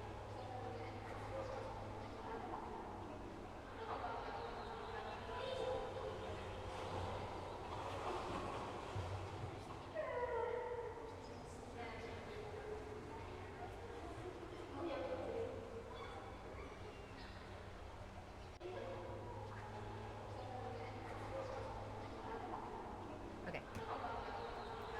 Van Gogh also as an impressionist. Okay, actually, now that I think about it, okay, Karma. I'm curious. Do you believe Van Gogh is an impressionist? I am curious. Do you believe personally that Van Gogh is part of the impressionist movement, or, or an impressionist himself? Taking into the fact that I know that brushstrokes and all that kind of stuff and all the general basic techniques of painting inside, do you consider Van Gogh to be an impressionist?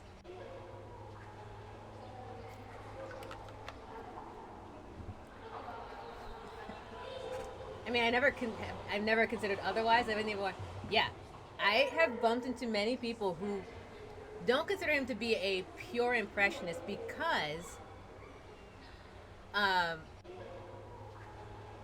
of his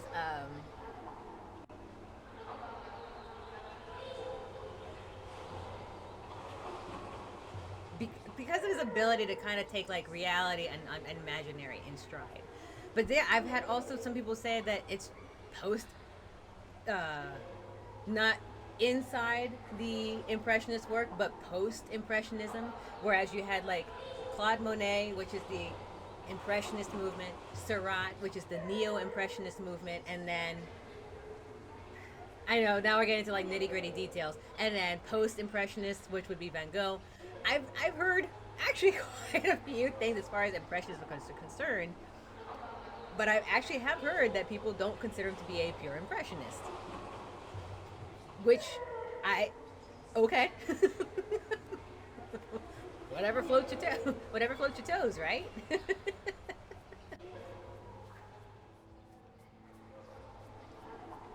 At the end of the day, at some point, just like music theory, it's kind of always ever kind of adjusting itself.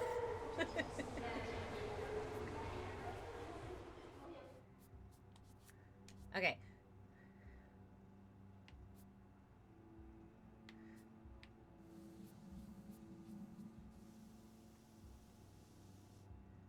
Okay, it's over there now.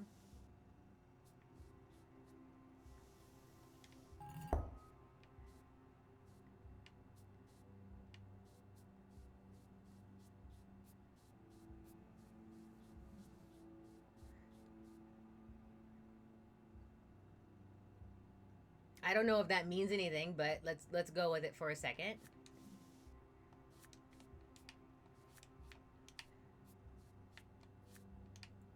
That sounds like Pluto is not a planet type of argument. No. Yes. Maybe.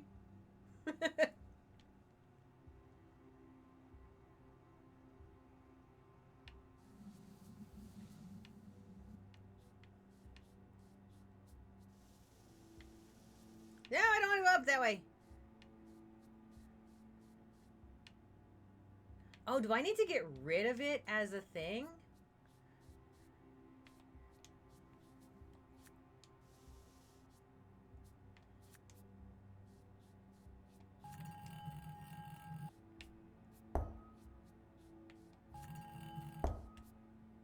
Ah, okay. Okay. Yeah, so we had to hit the red on it, and that's how we get it into that spot. Okay.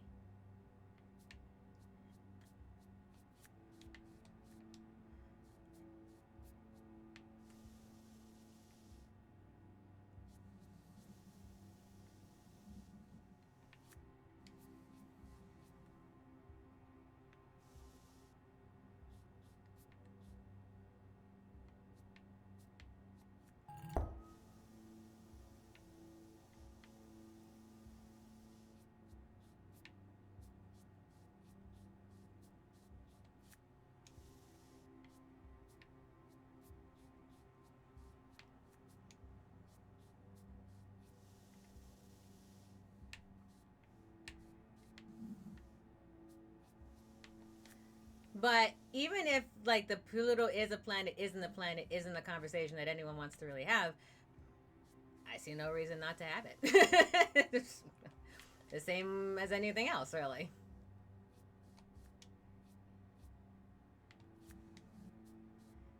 Come on, you can do it. There we go. Yay, we completed the painting!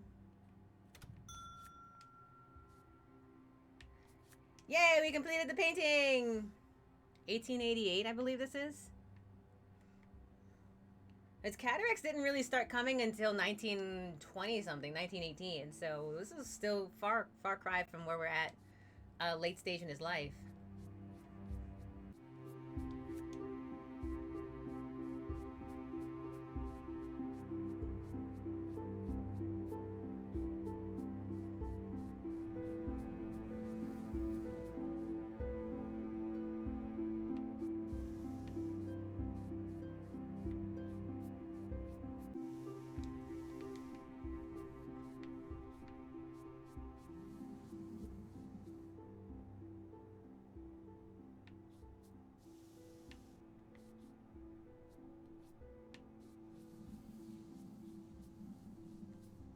No,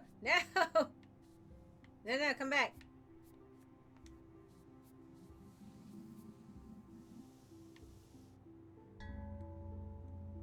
Okay, that was dead ringer anyway. Let's go back and do this again.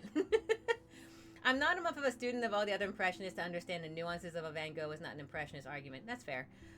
But I would say it doesn't even pass the sniff test because I studied Van Gogh a lot, and he was certainly trying to engage what he thought was impressionism. Oh, there is no doubt about that. That is not in question. That was not in question. If Van Gogh took everything from Monet for sure. 100% the Impressionist movement influenced his thought process. No doubt about it. No doubt about it.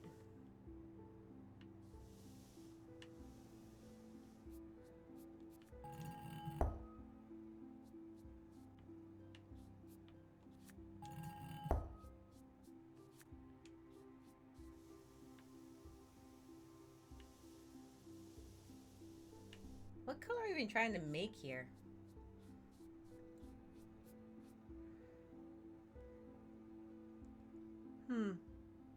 Orange? No. Blue?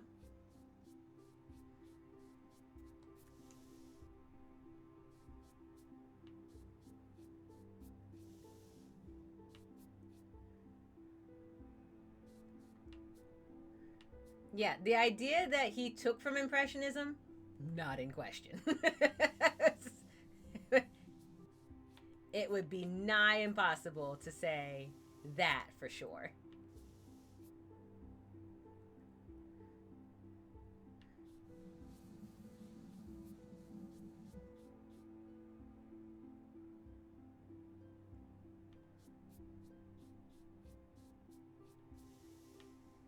Alright, so at this point, we should be able to now get rid of the...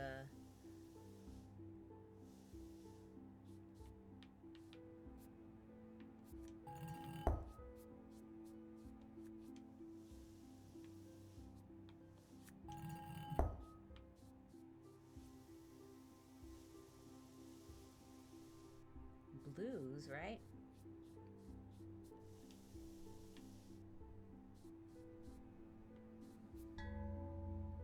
That was also incorrect.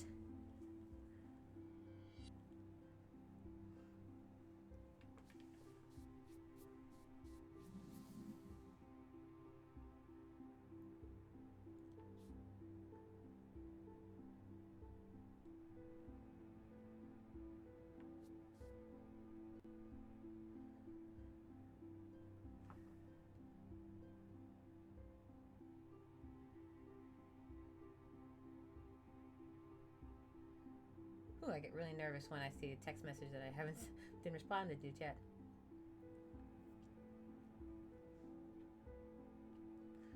Okay. I hit the wrong button in every pause. I'm just saying he was directly influenced. I'm not just saying he was directly influenced by... My bad.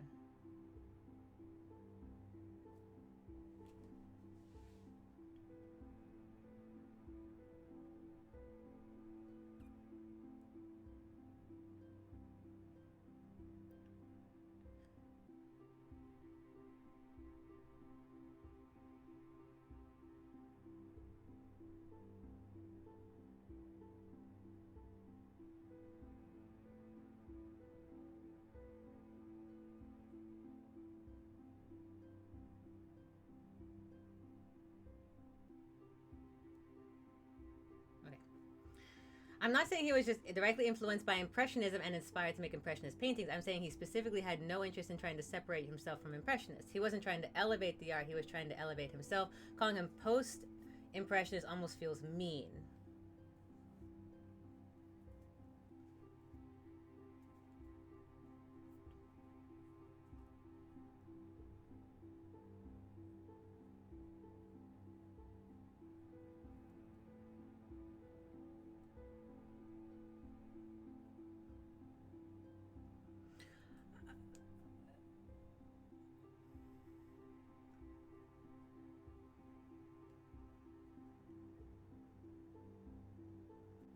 Okay.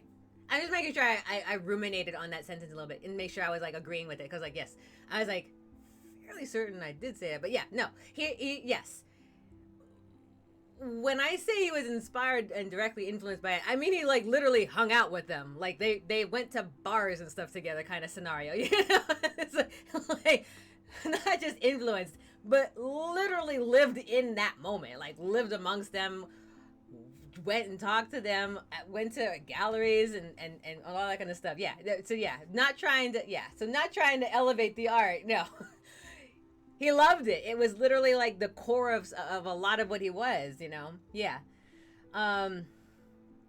Okay. I need to figure this bit out. Calling him post-impressionist almost feels mean. It's one school of thought. I'm not calling him post-impressionism. I'm not even sure what I call Van Gogh, to be perfectly honest, except for that he was an art painter that lived in the Impressionist movement. Like literally like just lived it. Like that for me, that's how I define Van Gogh for myself. Personal opinion on this one. He just lived it.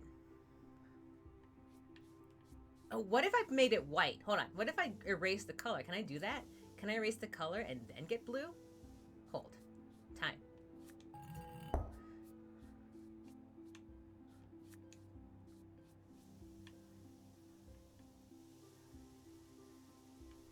So what if I... Oh, I need to go the other way. Nope, I need to go this way. Let me go. Okay.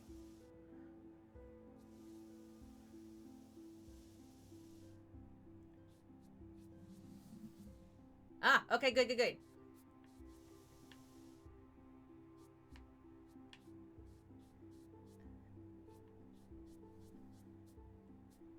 I need to go back that way so that... Oh, shoot.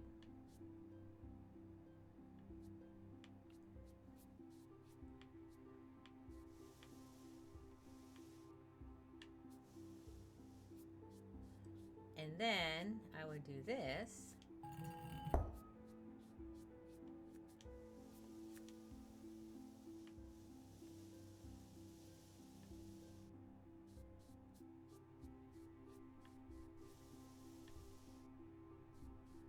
And then we have blank slate, which means I can actually start painting it now.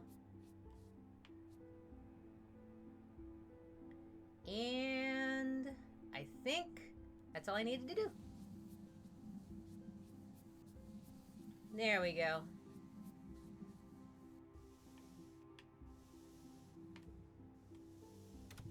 Ah, okay, good. I was like, please don't step on the spikes. Don't step on the spikes. Don't step on the spikes. Don't step on the spikes. Don't step on the spikes. This is 1880.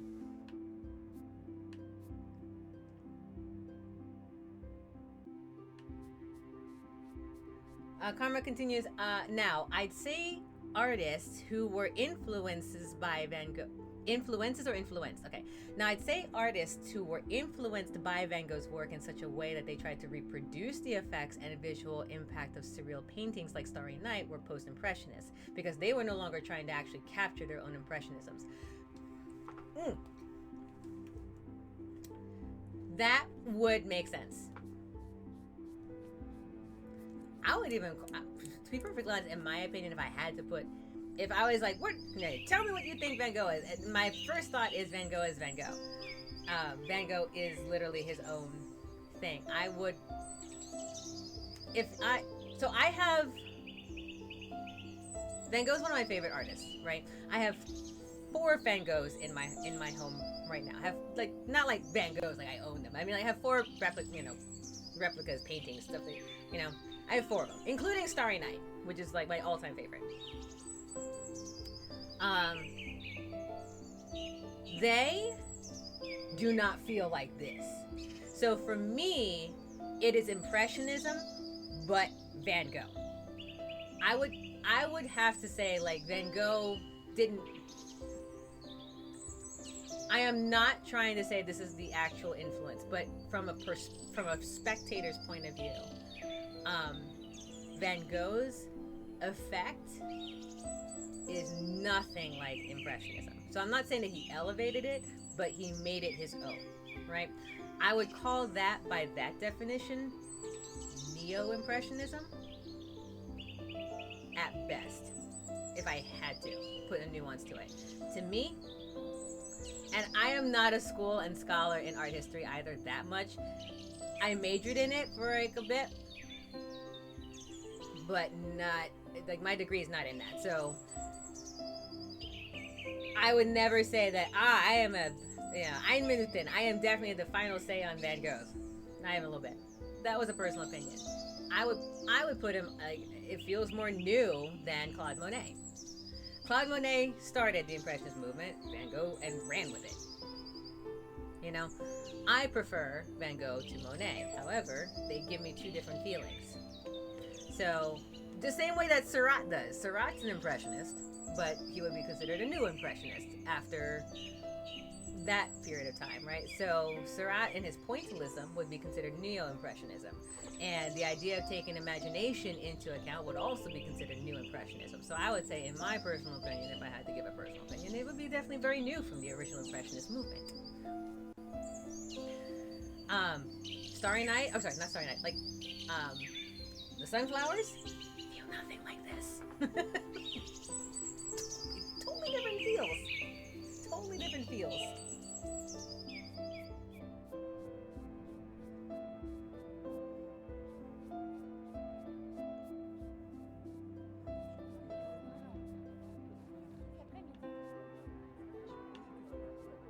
Alright, I think we're in the same spot where we're going to have to, like,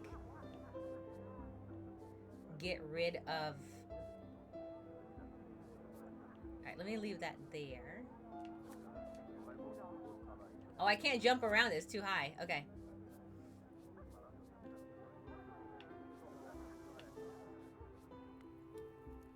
Oh, speaking of the sunflower... Speaking of the sunflowers... I was gonna say the sunflowers feel. I was like, I know there's a sunflower Monet, but I didn't know it was gonna be in the art, and I didn't know if it was gonna be in the game. Now that we're here, I'm like, look, this is what I'm talking about. Very different feels, which I have to put the sunflower in it, so there is that.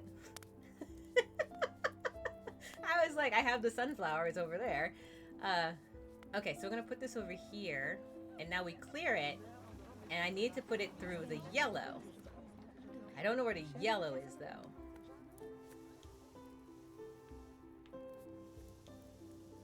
Oh, the yellow's over there. Okay.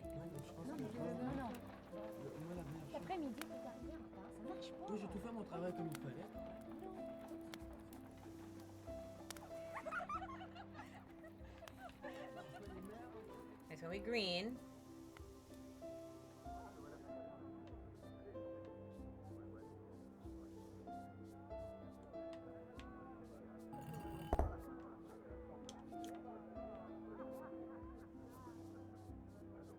Oh, I can't go that way? Okay.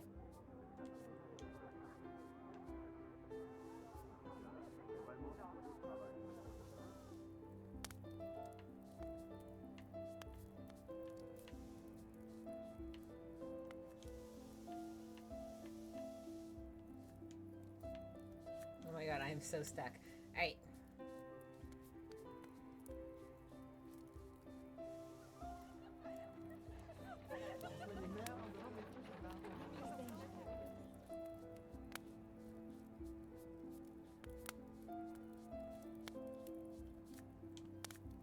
Okay.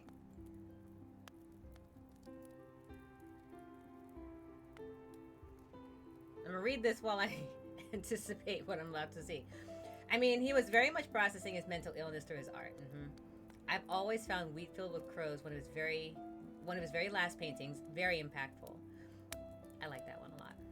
One could make a legitimate argument that the surreal nature of his interpretation of Impressionism genuinely stemmed from his own distorted impressions. But I think that would support your position, if I understand it correctly, that Van Gogh is essentially unique in the timeline of Impressionism. Yeah.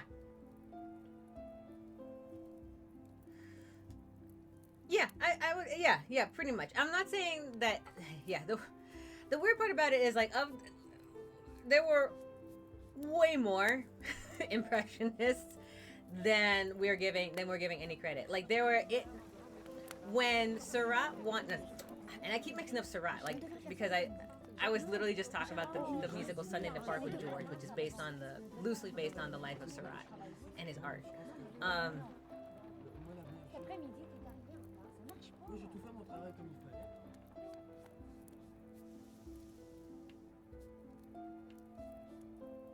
Where'd he go? Where'd it go? Oh, shoot. Is that what's happening? Well, fiddlesticks. That's not what I wanted at all.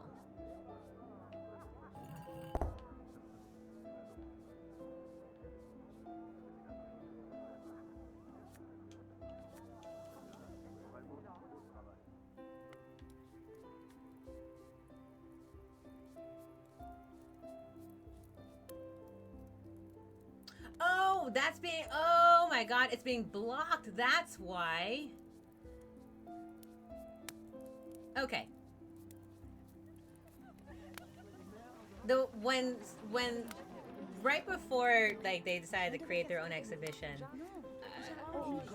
Monet and his companions were, like, rejected from an art exhibition gallery. Right? There were like 5 of them. I only know one. You know? So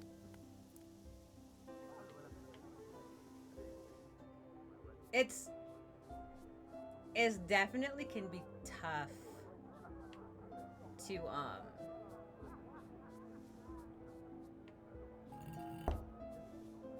kind of remember that we can separate them a little bit. First, we need to put this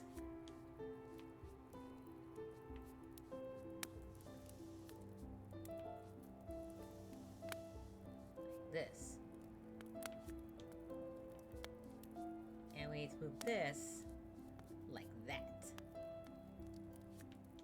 I think.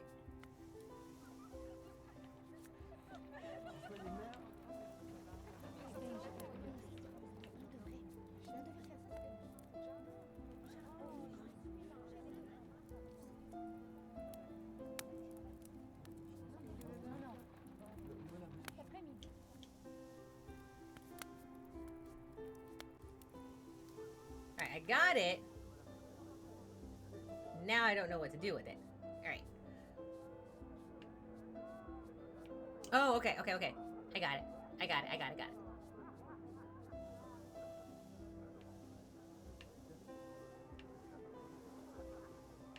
Ugh, now that it's here, I gotta get past this little bit.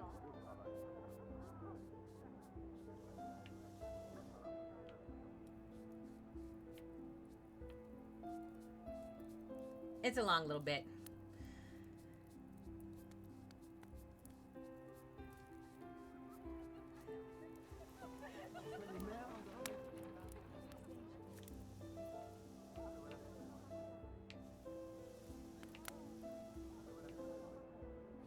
Alright.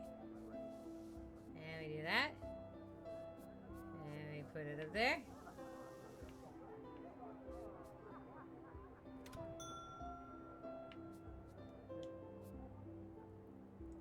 And we're complete. There. That is.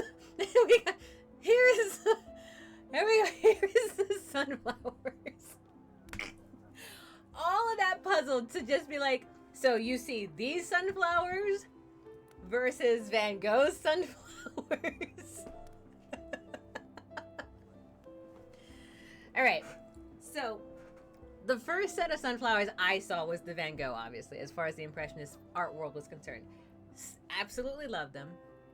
I am not the kind of person that, like, cries or anything like that, but I was kind of like, this feels really, really warm. This feels really, really solid. This also feels really, really sad. All of that in one. When I first saw this, the sunflowers, I think I must have been. I saw it in an exhibition, or not an exhibition. I saw it in a gallery exhibition for the Van Gogh series, and it must have been 14 or something like that.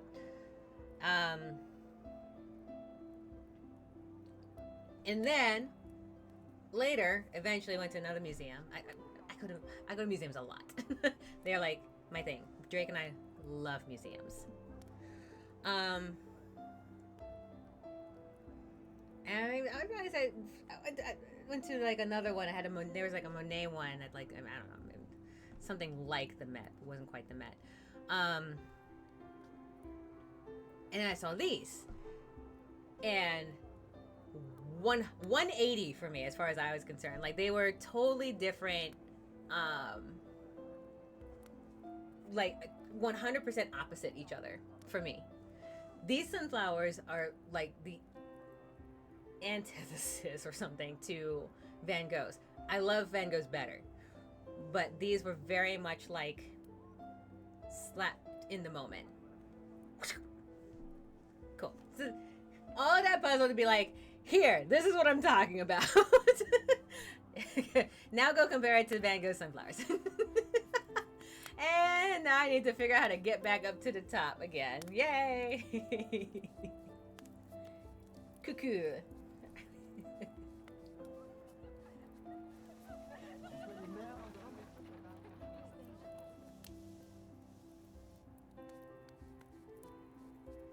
I actually don't know how to proceed from here.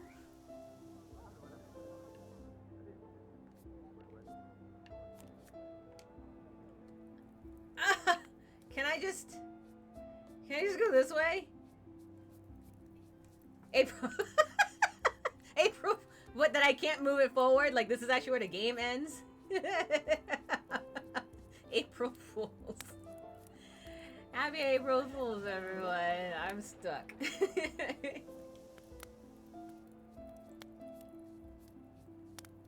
Oh wait, do I need to put this back? Is that what needs to happen next? Wait. I think I need to put this back.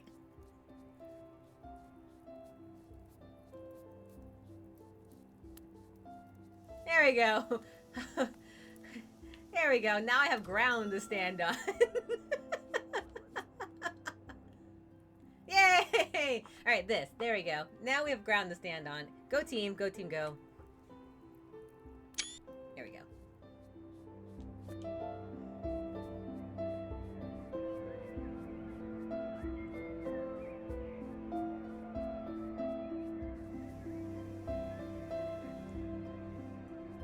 Ooh, I like this. This is cool.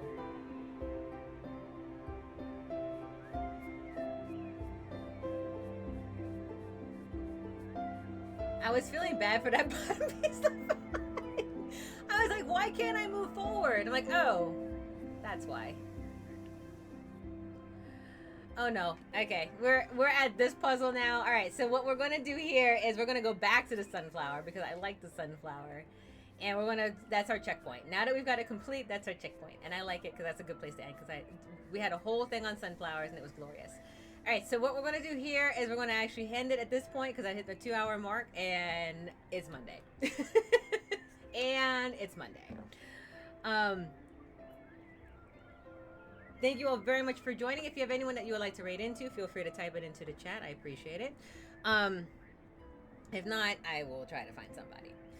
I will be back. Drake will be here on sometime this week. I will be back with him on Friday. We will do a tag team stream, a tag team co-op stream on Friday, and then I'll be back with more Masters people on Saturday.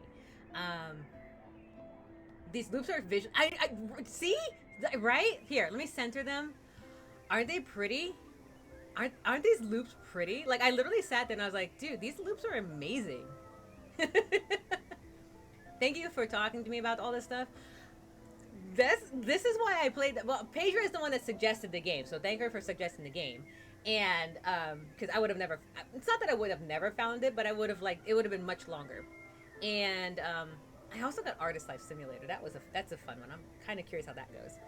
Um, as well as Pasapal. Uh, but yeah, I was like, oh, this is going to be an interesting. When Pedro, when you showcased this, when you suggested the game, I was like, oh, here we go. Nothing like art nerding out today. Because how many times do we get to art nerd out? You know, I mean, we art nerd out all the time, but how often do we get to art nerd out about like impressionisms? So yeah, I was excited to be able to bring this stream, and to anyone that wanted to art nerd out with me, bring your nerds. Wow! Bring your nerds. All right. That being said, I'm screenshotting that because I love these loops. These loops are amazing. Didn't imagine you go like that. I didn't imagine you would like it that much because of the puzzles. Wait, I didn't imagine you go like that much because of the puzzles. Oh, Pedro, you like puzzles are like a bread and butter for me. I enjoy them. That being said, I wish they didn't glitch out that much, but even when they do, it's still fun. But mostly, I was surprised that you brought it to my attention, not just for the puzzles, but also for the content. So I'm very happy about that. I almost played the Bulbasaur sound because I couldn't find anything else appropriate. Bulba, Bulba. I got you. Bulbasaur. I was trying to make a loop with my hand and then realized that I don't have a vine in my hand, so that made it hard. Anyway. There's vines, okay? All right. So, yeah, I'm very happy to stream this one. I am very excited to bring it back. Bring more nerddom. Honest to goodness, I actually read my art history books again to bring some of my own nerd facts in, so feel free to do the same. That's what Google is for. All right, my favorite part of the stream also, by the way, is like taking the time out to go find out which ones are which. So, just saying. All right, so let's see. Who's doing something fun? Let's see. No.